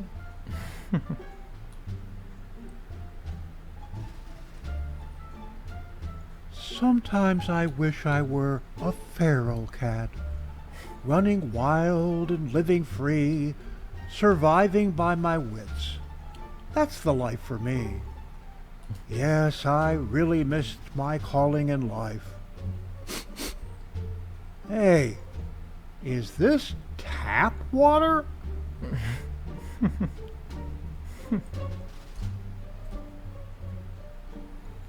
Today, our guest lecturer is Dr. Clarence Tibbs, whose 20-year career has culminated in his recent autobiography, Zoo Vet, I Quit.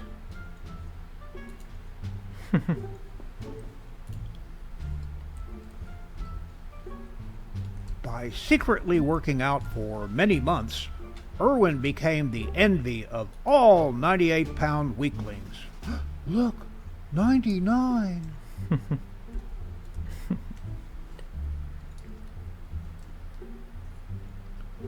Suddenly, the living room was flooded with light and the angry sounds of an engine being revved, and everyone knew the cat was back.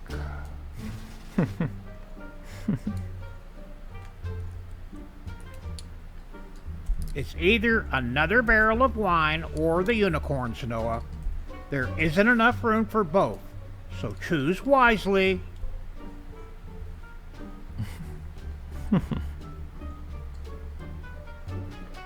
Sprinkles in your butt? I did not think this through.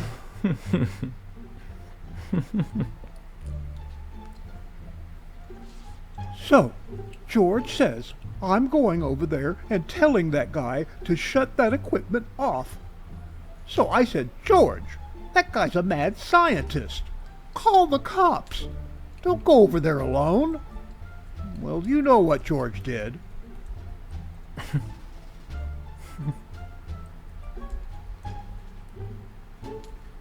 Life in the old whip.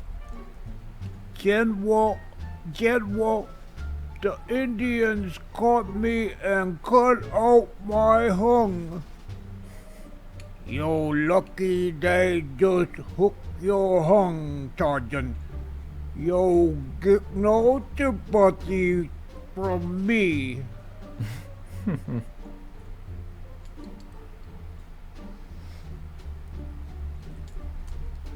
Is it still there?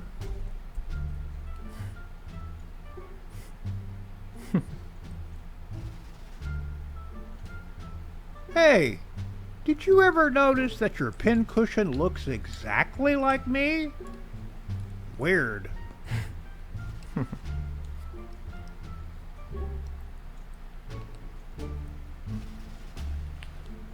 This condo is out of your price range. Can I interest you in a box it came in? Oh, that sounds delightful.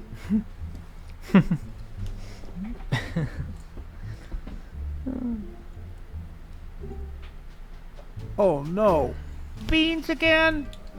Well, I guess it shouldn't matter too much in this family.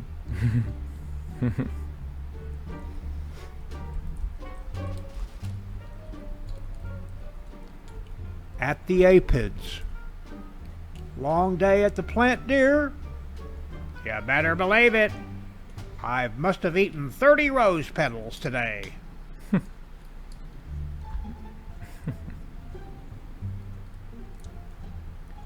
After being frozen in ice for 10,000 years, Thang promotes his autobiography. Autograph party. Meets the author. It was very cold and I couldn't move.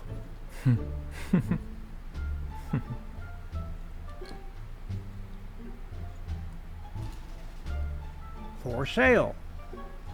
And I can honestly say the seller is highly motivated.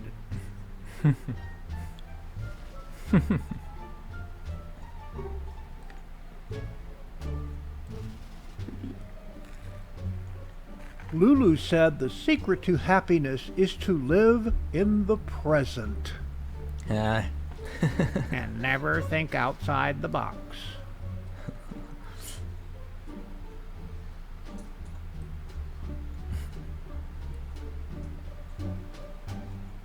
Excuse me, I ordered a dozen bees, but you gave me 13. That's a freebie. She's a keeper.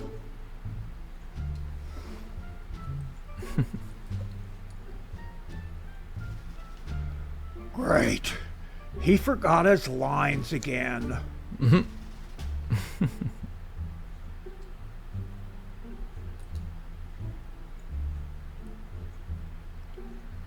Mom, we hired a few people to fill in for you while you relax on Mother's Day.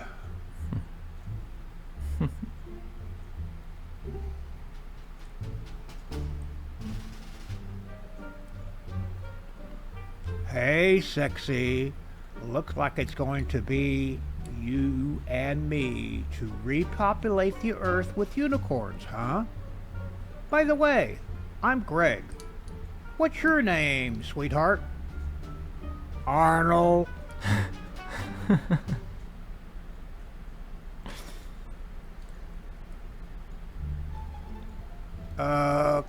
Clyde, you know this is a video conference, right? They don't care.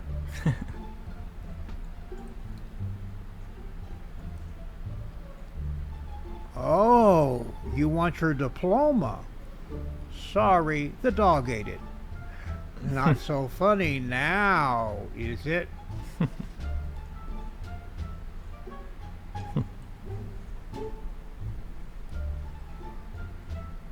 Morning in the crypt. Hey, you kids, settle down and eat your breakfast and stop putting curses on each other.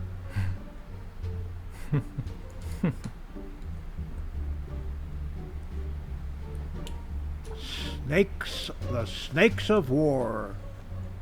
Okay, you guys, if we're gonna take that hill, we'll have to do it an inch at a time, flat on our bellies, wiggling through the mud. Think you morons can handle that?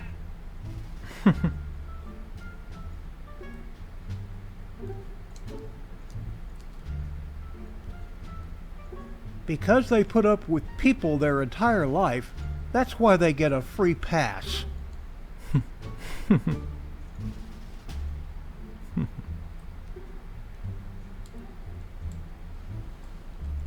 Lucky we haven't had any computer problems, so we hadn't needed to break the glass yet.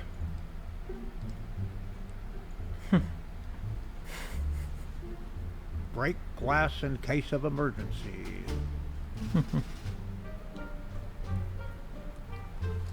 Suddenly the burglars found themselves looking down the barrel of Andy Dubio-Matic.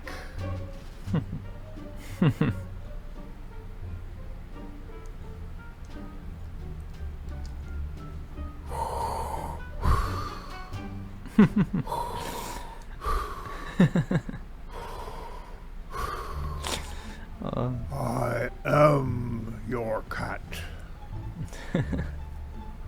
And that concludes an Opa's Corner for this week.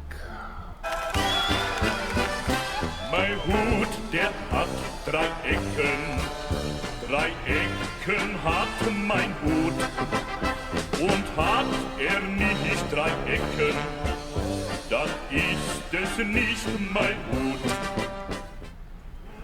Opa's Corner is now available on my own YouTube channel. Like, share, and subscribe.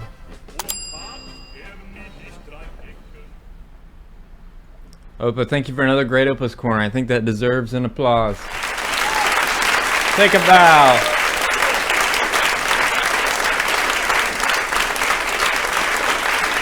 It's a little too long. Thank you, thank you, thank you. All right, studio audience. That's enough. All right, well, thank you, Opa, for another great Opa's Corner. Now, let's play the Protocol That Kills promo. Did you know that a government-incentivized hospital protocol has led to the deaths of untold numbers of unsuspecting people? The Association of American Physicians and Surgeons noted, "We now see government-dictated medical care at its worst in our history, since the federal government mandated these ineffective and dangerous treatments, and then created financial incentives for hospitals and doctors to use only those approved and paid for approaches." The book, The Protocol That Kills, exposes the lethal regimen adopted by hospitals to maximize profits at the expense of patients' lives. This exhaustive expose provides a first-hand account of the protocol in action as it was invoked on an otherwise strong and healthy 52-year-old Rob Skiba, who was diagnosed with a viral infection by the admitting hospital. Within 40 days, this valiant Army veteran who had sworn to support and defend the Constitution of the United States against all enemies, foreign and domestic, had fallen at the hands of a government-incentivized domestic enemy. This over 400-page true crime story uncovers every aspect of this lethal protocol in action, despite the protests of Rob Skiba and his wife. It includes disheartening text messages from Rob, who was locked away from his wife because she was forbidden to enter the hospital in the name of the protocol. Lawfully recorded detailed conversations his wife had with doctors, therapists, nurses, and hospital staff. Numerous pages extracted from the over 5,000-page hospital record that exposed the protocol that led to his tragic death. The testimony of a medical expert who provided his detailed analysis of the case.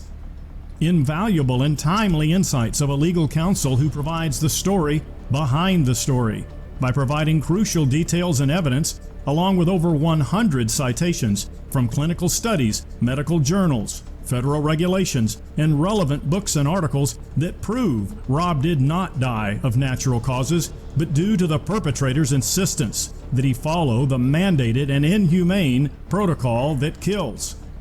As Richard Bartlett, MD, says, this book shares a wealth of critical insights that will greatly aid in preventing future needless losses of life.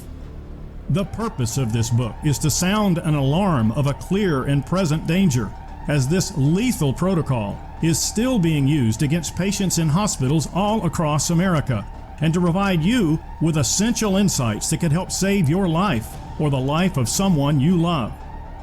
To be forewarned is to be forearmed. Get a copy today at theprotocolthatkills.com.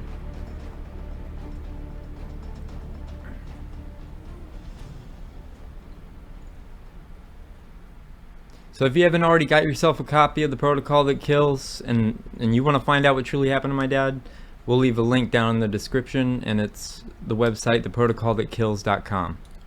Now it's time for some history.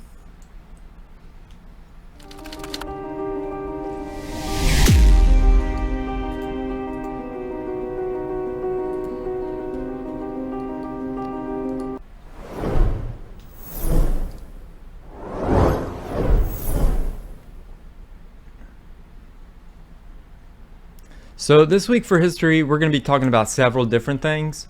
Just kind of, some are fun, some are not so fun. But let's start off with the first one. This clip is about how I think MKUltra is being used on the masses today, and I found this very interesting. So check this out.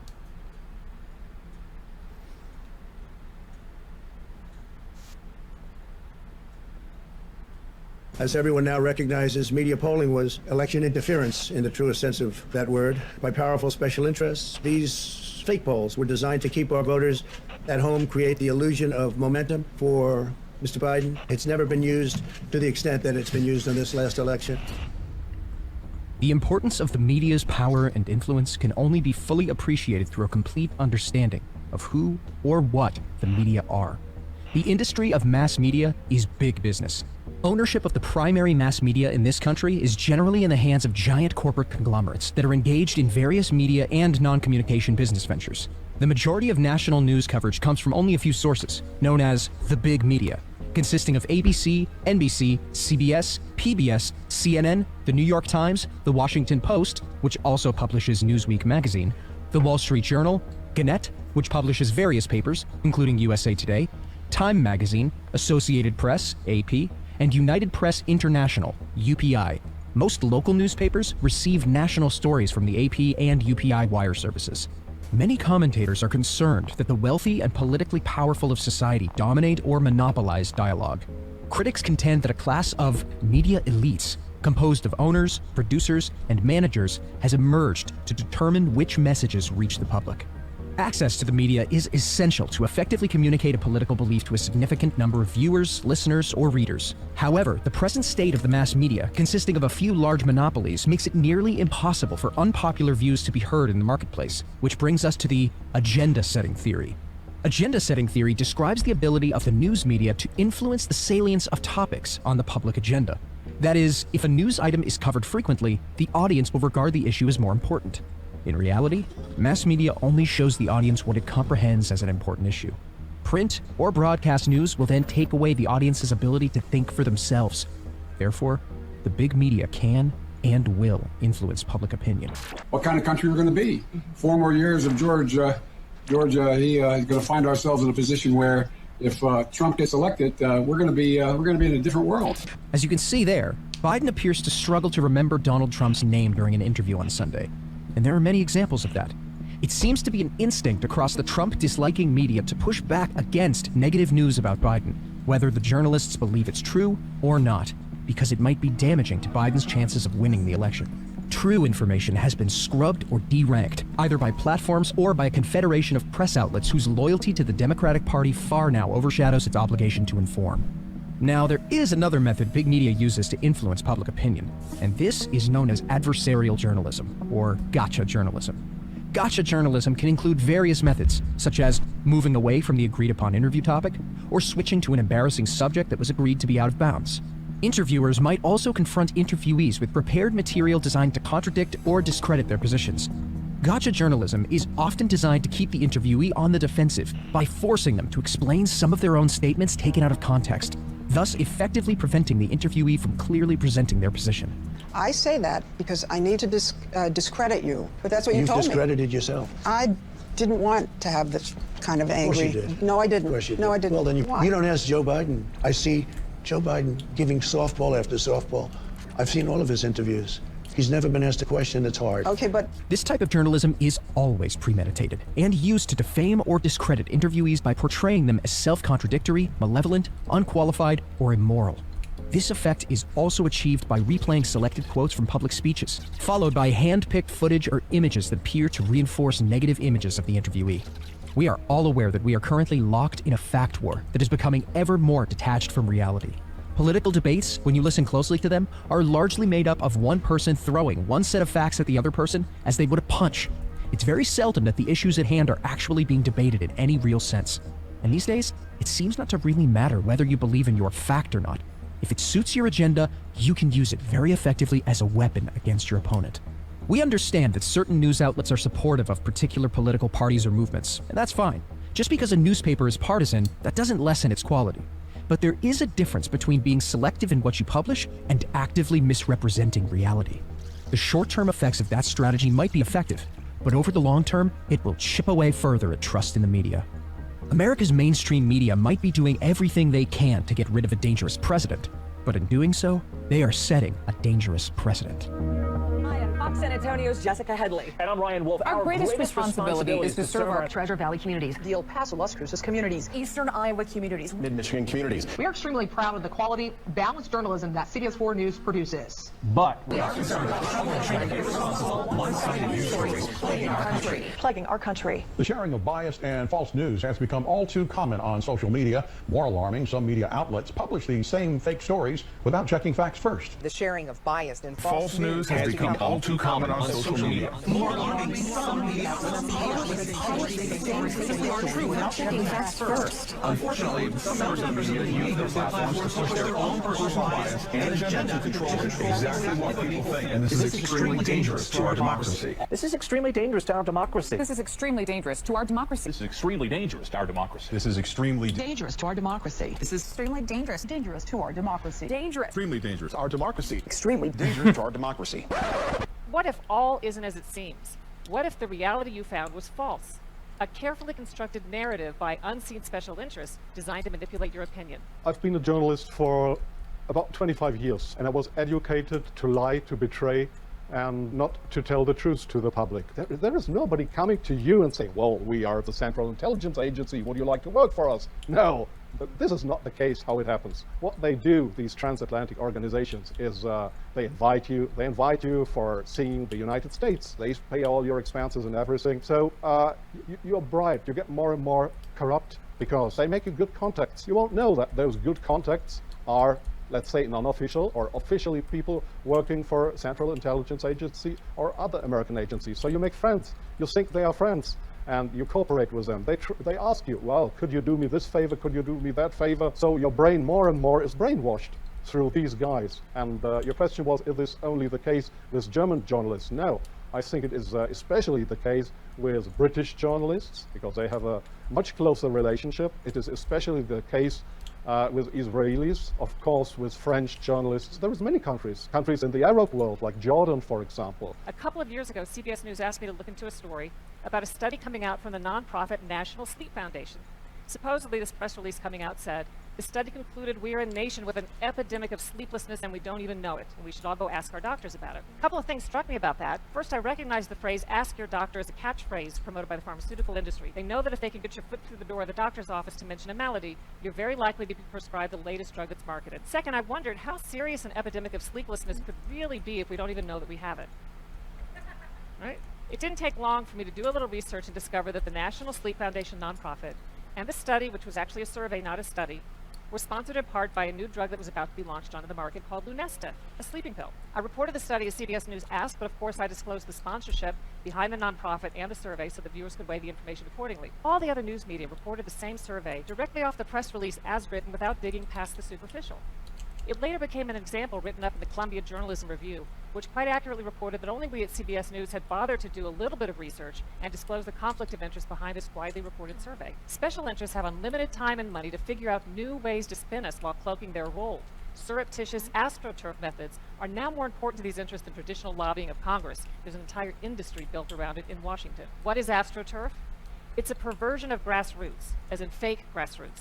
AstroTurf is when political, corporate, or other special interests disguise themselves and publish blogs, start Facebook and Twitter accounts, publish ads, letters to the editor, or simply post comments online to try to fool you into thinking an independent or grassroots movement is speaking. The whole point of AstroTurf is to try to give the impression there's widespread support for or against an agenda when there's not. AstroTurf seeks to manipulate you into changing your opinion by making you feel as if you're an outlier when you're not. One example is the Washington Redskins name. Without taking a position on the controversy, if you simply were looking at news media coverage over the course of the past year or looking at social media, you'd probably have to conclude that most Americans find that name offensive and think it ought to be changed. But what if I told you 71% of Americans say the name should not be changed? That's more than 2/3. AstroTurfers seek to controversialize those who disagree with them. They attack news organizations that publish stories they don't like, whistleblowers who tell the truth, politicians who dare to ask the tough questions, and journalists who have the audacity to report on all of it. Sometimes the intelligence agencies, they come to your office and want you to write an article. The German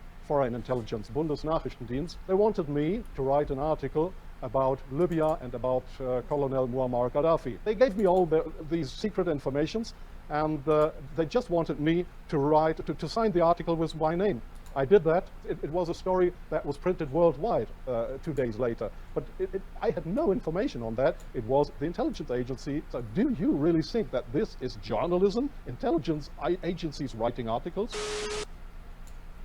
So this is how the mainstream media brainwashes the masses by using misinformation and passing it off as fact. And this is what Trump meant by fake news. I must admit, I was brainwashed for a long time. I believed everything the news told me was truth. And when I woke up, it had to do with Trump in 2016 when he was elected. And they were saying all these horrible things about him. And so I decided to watch a full interview.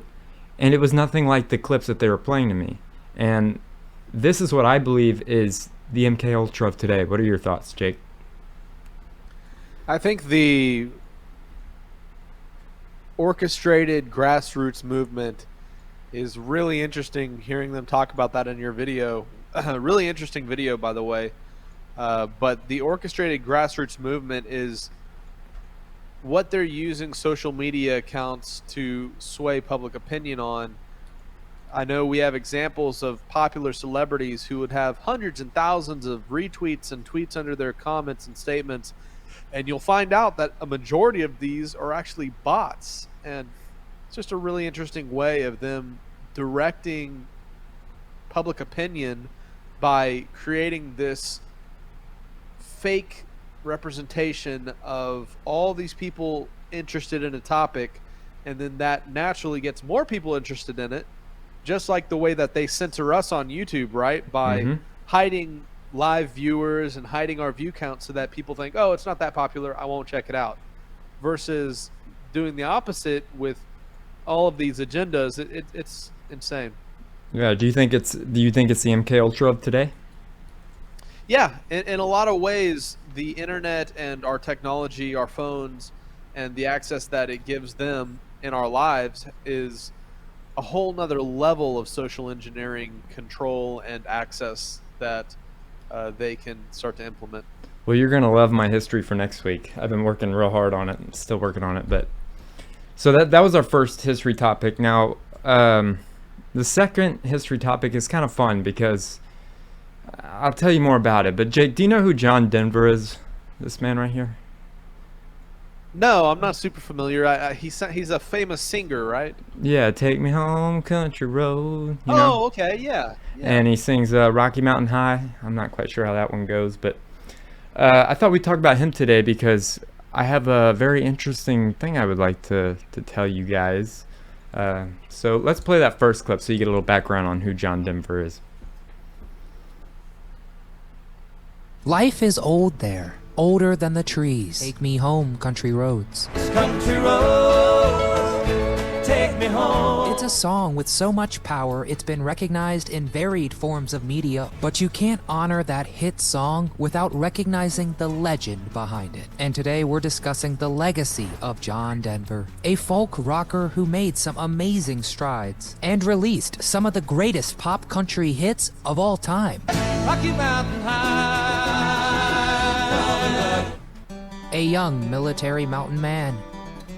Henry John Dutchendorf Jr. was born on December 31st, 1943, in the military town of Roswell, New Mexico, only a couple years before the infamous UFO sighting in '47. His father, who John often clashed with, was a conservative U.S. Air Force test pilot and also a drinker with a bit of a temper. His father would regularly get posted in a variety of places, which brought the family to various southern and southwestern states, and even temporarily to Japan. But John attributes his happiest times to his grandmother's farm in Oklahoma, where he heard the classic country music of the era, and his other grandmother actually gifted him with an antique Gibson guitar. In 1957, the family settled in Fort Worth, Texas, and John would later attend Texas Tech University, pursuing a degree in architecture, and it was here that he began singing in a folk music group called the Alpine Trio. But his education wasn't made to last, as the folk rock fever began sweeping all over the American West. Denver dropped out of Texas Tech and moved to LA, where he coined that infamous moniker John Denver, an ode to those mountains he loved so dearly. In 1965, Denver scored a major breakthrough when he replaced the eponymous Chad Mitchell of the Chad Mitchell Trio as the lead vocalist and guitarist, besting some 250 other performers who auditioned for the job. After performing at a college in Minnesota, Denver met sophomore Annie Martell, and the two were married the following year, and later adopted two children, Zachary John and Anna Kate. And in 1968, when the Mitchell Trio disbanded, Denver released a solo album.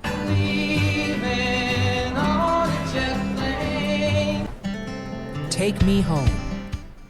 Denver moved to Aspen, Colorado in 1970 and signed a record deal with RCA. And the following year in '71, John Denver would co-write and perform the song that would transform him from a local legend to an American folk rock sensation. Take Me Home, Country Roads. John Denver's ode to West Virginia. West Virginia, Mountain Mama. A song that hit #1 on the Record World Pop Singles chart and #2 on the US Billboard Hot 100, topped only by How Can You Mend a Broken Heart by the Bee Gees. But man, this song became such a hit, the West Virginia legislature approved a resolution to make it the state song. John's ex-wife, Annie Denver, describes John as driven to write songs, saying that the music came out of a very deep place, and oftentimes, out of that deepness, John felt very alone. If you listen to his songs, there's a lot of loneliness there. Some other John Denver hits include Thank God I'm a Country Boy,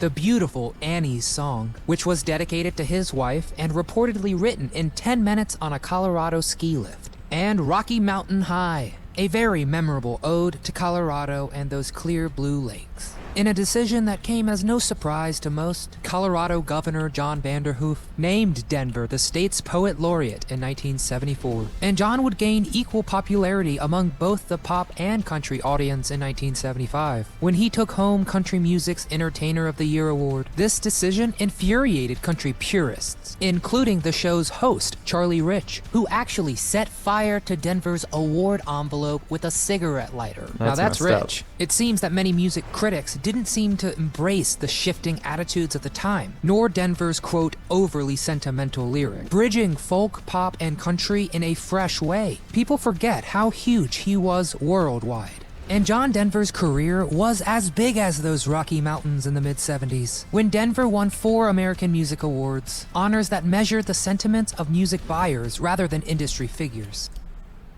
So, one of my favorite parts of my childhood was hearing Opa's stories. When I was going to school, when I was going to baseball practice, I preferred it over my Game Boy because his stories were always so cool, and they're true, and I was just so blown away about how many cool things that he was able to experience. And one of the cool things that he experienced was he actually met and befriended John Denver. So Opa, can you tell me a little bit about how you met John Denver, where you met him? I was on a flight from I believe Chicago to Amsterdam. I was going to work at a factory that we sold a system to, and sitting across from me was a guy that I looked over at, and then partway through the flight, I looked at him and I thought, wow, this guy looks familiar. And then partway through the flight, I realized that was John Denver. And we struck up a conversation, and the seat next to him was empty, so he asked me to move over, and I moved over, and we sat down and talked for, well, I don't know. That's a long flight. Yeah, it's a long flight, and we probably talked about, I don't know, 2-3 hours, just talking about things like Fort Worth and Texas Tech and things that he was doing, and music in general, and the fact that I had a little folk group that we sang some songs with, and I was a solo folk guy too. And as we were traveling, he said, well, what are you doing when you get to Amsterdam? How about I give you a backstage pass and you can come watch my concert? And I said, well, hey, that'd be great. I probably can squeeze in some time to be able to go. And so I did. He was there for multiple days for this particular concert, and I couldn't go the first day because I was at the factory for quite a long time. And then his second performance, I went and watched the performance and everything, and it was great. And as I was backstage, I wanted to say hi and that I was there and everything, but man, he was just swamped, surrounded by reporters and everything else. And he did see me back there, and I just kind of waved at him, and he waved back at me. And then I had a very early morning that I had to be at the factory, and so I really needed to get back to the hotel, otherwise I'd be just wiped out for the next morning. And but man, the guy was just a sweetheart, really incredible. He was very friendly, very forthcoming, and down to earth. He seemed very down to earth. Because most stars, you would think of them as like always being rude or like, I'm above you. But the way that you explained him to me was he was very personable. He could relate to you, and especially you being a folk singer. You guys could probably relate on a bunch of stuff. Did you guys talk about music? Oh yeah, we talked about music, and like I said, I was a solo folk singer and was in a trio. And I talked about our times that we performed in front of audiences and things like that, and on national TV, hometown hootenanny. Yeah, well, I was that was my 15 minutes of fame, and that was the end of that. But yeah, he was really a down to earth guy. He wasn't what you would think of a superstar. Superstar, right? Exactly. That's really cool. Jay, do you have any questions? I'm just so amazed with some of the stories Opa has. I think that in itself is just mind-blowing how many crazy stories you have. And I'm wondering what else is knocking around up there, what other stories he's got. There are many more, and I'll have to cover one, and it involves, what's his name, Johnny McEnroe? You know who that is? Tennis player? The one that used to cuss and, like, throw tennis rackets, and he was like the Happy Gilmore. He was like, seen a video of that. Yeah, he was like Happy Gilmore, but with tennis, pretty much. So I'll have him tell that story maybe in a week or two. But Opa, can you pull up some of those photos I found? I found some photos of the exact day that Opa saw the concert, and this was him in Amsterdam. Here's one photo, and there's another one close up. I like that shirt, man. Cool. And then I think I was able to find the poster too. Yeah, there it is.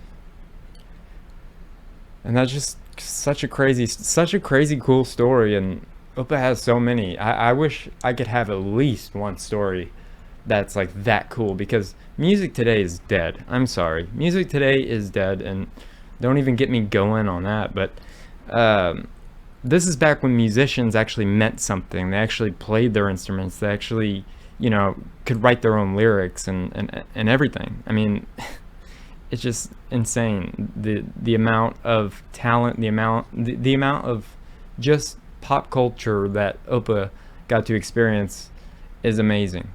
This poster actually is not for the Amsterdam, but he went to several cities within Holland. And this one happens to be at The Hague, which was, I believe, the last stop in the Holland that he had for his tour. Mm-hmm.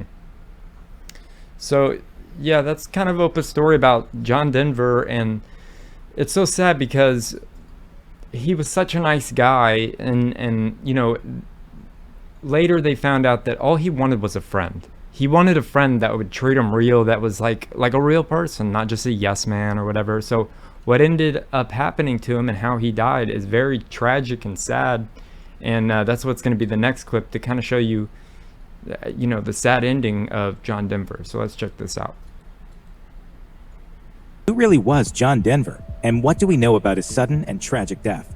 In 1997, John Denver died in a plane crash off the coast of Monterey Bay, California. There's more than meets the eye to the life and death of the acclaimed singer-songwriter, though. For one thing, Denver's first name wasn't John, and his last name wasn't Denver. He wasn't just a singer, either. He was also an actor, an advocate for the environment, and an outspoken opponent of censorship. After his sudden and tragic death at the young age of 53, further details emerged about Denver. Details that threatened to besmirch the folk rock hitmaker's squeaky clean public image. The man who would one day become John Denver, an Air Force brat named Henry John Deutschendorf Jr., Denver was the son of an accomplished career pilot and moved a lot during his childhood. From a young age, he was interested in music, and he received his first guitar when he was 11, the caveat being that he had to promise to practice regularly. He did so in an era of wholesome popular music typified by well-known folk groups such as the Kingston Trio, the New Christy Minstrels, and others, all of whom influenced Denver's sound. Denver's big break came when popular folkies Peter, Paul, and Mary turned his song Leaving on a Jet Plane into a sizable hit.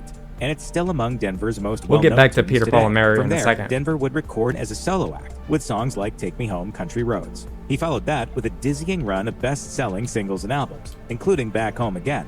All the while, he cultivated the clean-cut image of an environmentally conscious singer-songwriter. In addition to his career in music, Denver maintained a lifelong interest in flight. A short time after that, in the early 1990s, a darker side to Denver's personal life emerged. It was during this time that he was twice arrested on drunk driving charges. Denver pleaded guilty to lesser charges in one case, while the second case ended in a hung jury. A retrial was set, but Denver died before it took place. With those DUIs on Denver's record, many wondered if drugs and alcohol had perhaps been a factor in the plane crash that killed him. That turned out not to be the case, however. After a routine autopsy, no drugs or alcohol were found in his system. Due to Denver's record of driving while intoxicated, though, his flying license had been revoked at the time the fatal accident happened. Therefore, he was flying illegally nonetheless. Unfortunately, that didn't stop him. The aircraft that Denver died in was a home-built experimental plane, and Denver was practicing takeoffs and landings when he crashed and died. According to the accident report, Denver was alone in the plane, so it's difficult to know for certain what happened, but pilot error is believed to have caused the accident. According to the National Transportation Safety Board, Denver, who had informed the tower that he would fly for another hour right before his plane went down, likely reached backward in the cockpit to switch fuel tanks when his body inadvertently shifted on the controls. That sent the plane into a spin from which he couldn't recover, possibly due to his inexperience flying that kind of aircraft. The engine of the plane was later recovered from 40 feet of water, and Denver's official cause of death was declared to be blunt force trauma. So, yeah, he tragically died, and the reason why I said Peter, Paul, and Mary is Opa has another connection, and let's hope he's willing to share it. So, this is what I know. Opa's sister, his oldest sister, was best friends with a lady named Carolyn Hester, who was the original choice to be in Peter, Paul, and Mary. Peter and Paul's first choice was Carolyn Hester, and she discovered Bob Dylan. So can you tell me a little bit more about that, Opa? Yeah, my sister, Carolyn Hester, went to a high school here in Dallas, the same high school that I went to and my sister went to. And they became really best friends and are still best friends today. I mean, they communicate with each other regularly. The story goes that Carolyn was a very accomplished folk singer of her, on her own. She, Joan Baez, Judy Collins, those were all folk singers of their time that were very, very popular folk singers. When Peter, Paul, and Mary started to come together, or when the trio started to come together, Peter and Paul really liked Carolyn's voice and felt that it would come together. She was known as the songbird, and they felt that her voice would really come together very well with their singing as a trio, and so they invited her to come be part of the trio, and it would have been called Peter, Paul, and Carolyn, which I guess didn't rhyme as well as Peter, Paul, and Mary.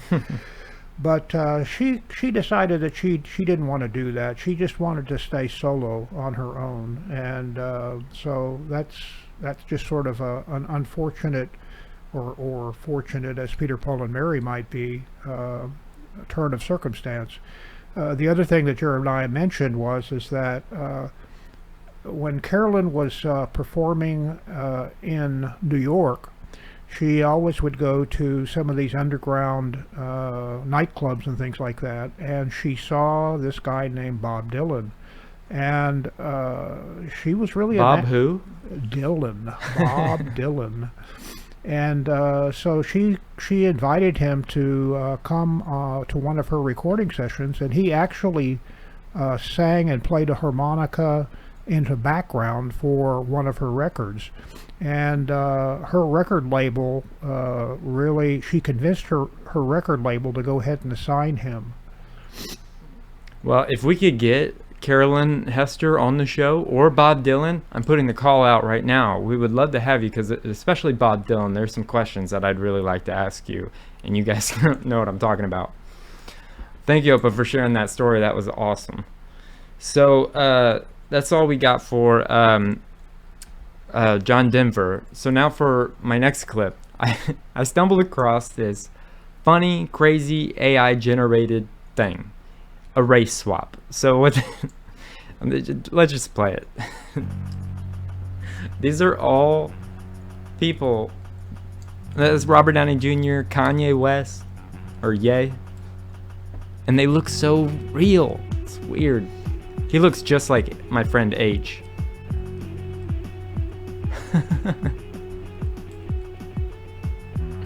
Tom Hanks, Brad Pitt. He would definitely have that hair. Will Smith,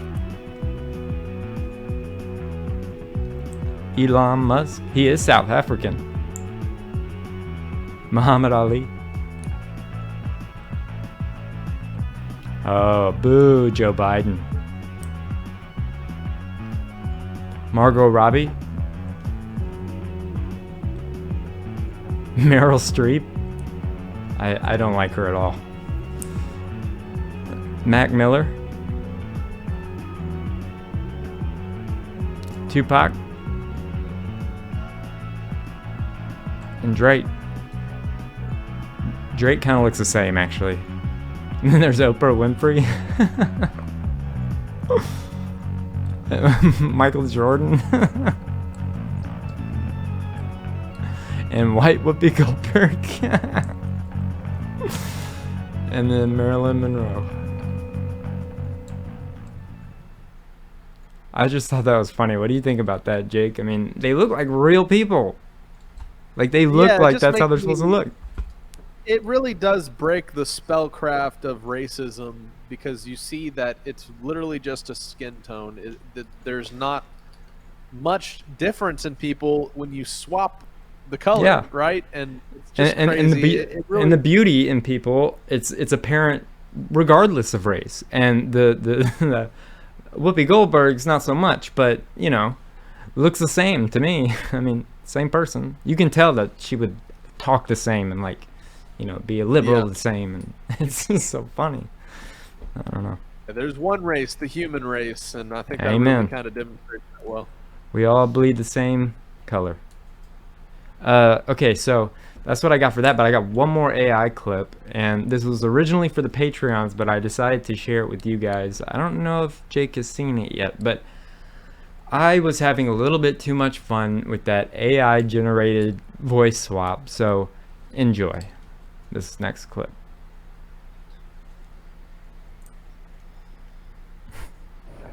I just want to introduce you guys to one of my cats. His name is Romeo, but we call him Bubba. We call him Bald Arm Bubba, actually, because he got bald little arms because he obsessively licks his legs, but that's okay. He's quite frankly one of the best beautiful cats we've ever had. Now I'd like to introduce you to another one of my cats. Her name is Julia. We call her Doogie. She's always hiding in her little hidey hole, but we still love her. She was rescued from a dumpster, found in a jar of peanut butter. And I'd like to introduce you to my favorite, my baby boy. His name is Charlie. He has the biggest Instagram following of any cat I've ever known, He is one of the most handsome kitties, and he's the best. Born in this little tuxedo with this cute little handsome little face. I love you, Charlie. So what do you think of that, Jake? You get to meet my cats. That was hilarious, man. If you guys want me to make more of those, I can. Yeah, it is crazy what we can do with AI. I mean, that's just an app, you know? Like, anybody can download it.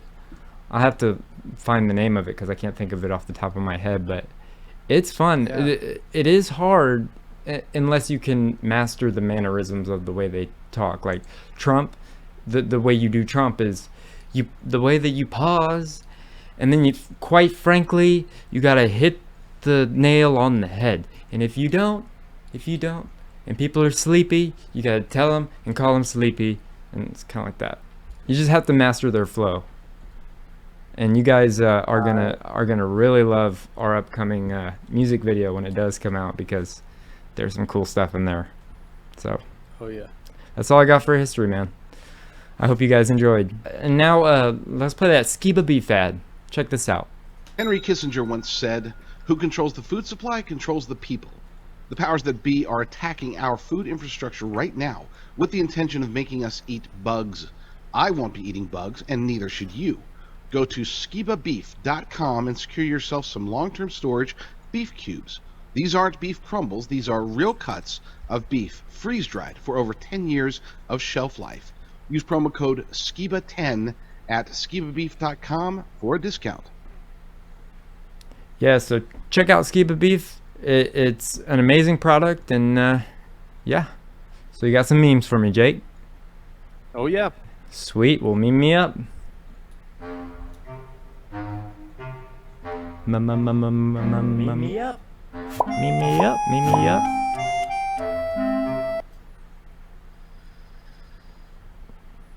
If pseudoscience was an outfit, but I've noticed how much of a religion NASA is because you have all the people fanboying it out in public. Oh, And, yeah. it reminds me of how people fanboy, like in Christianity, everybody wears crosses. Well, Yeah. NASA fanboys all wear their badge of honor, right? Yeah. Especially Joe Rogan. You know that?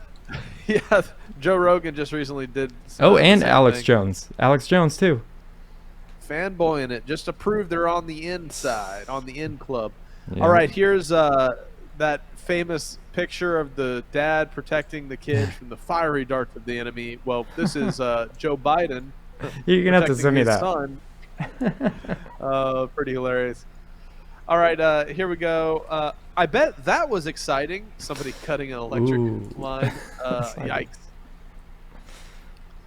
Here's a quick explanation of the various theirs. There, and they are. So pretty straight to the point. Help us understand the English language a little bit. Cool. Don't go breaking my heart. I wouldn't if I fried. Oh, beautiful. Nice. That's funny. A bassist playing a bass.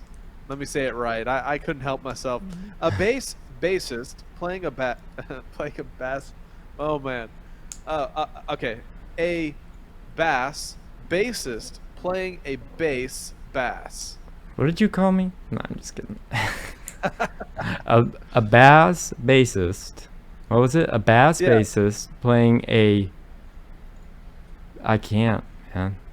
Yeah, a bass, it's a really bass hard. bass. Oh no, I messed up. A bass bass. That's cool. All right. Fish smarter, not harder. And when the game warden shows up, honestly, officer, I was just washing my worm. Okay. I find you irresistible.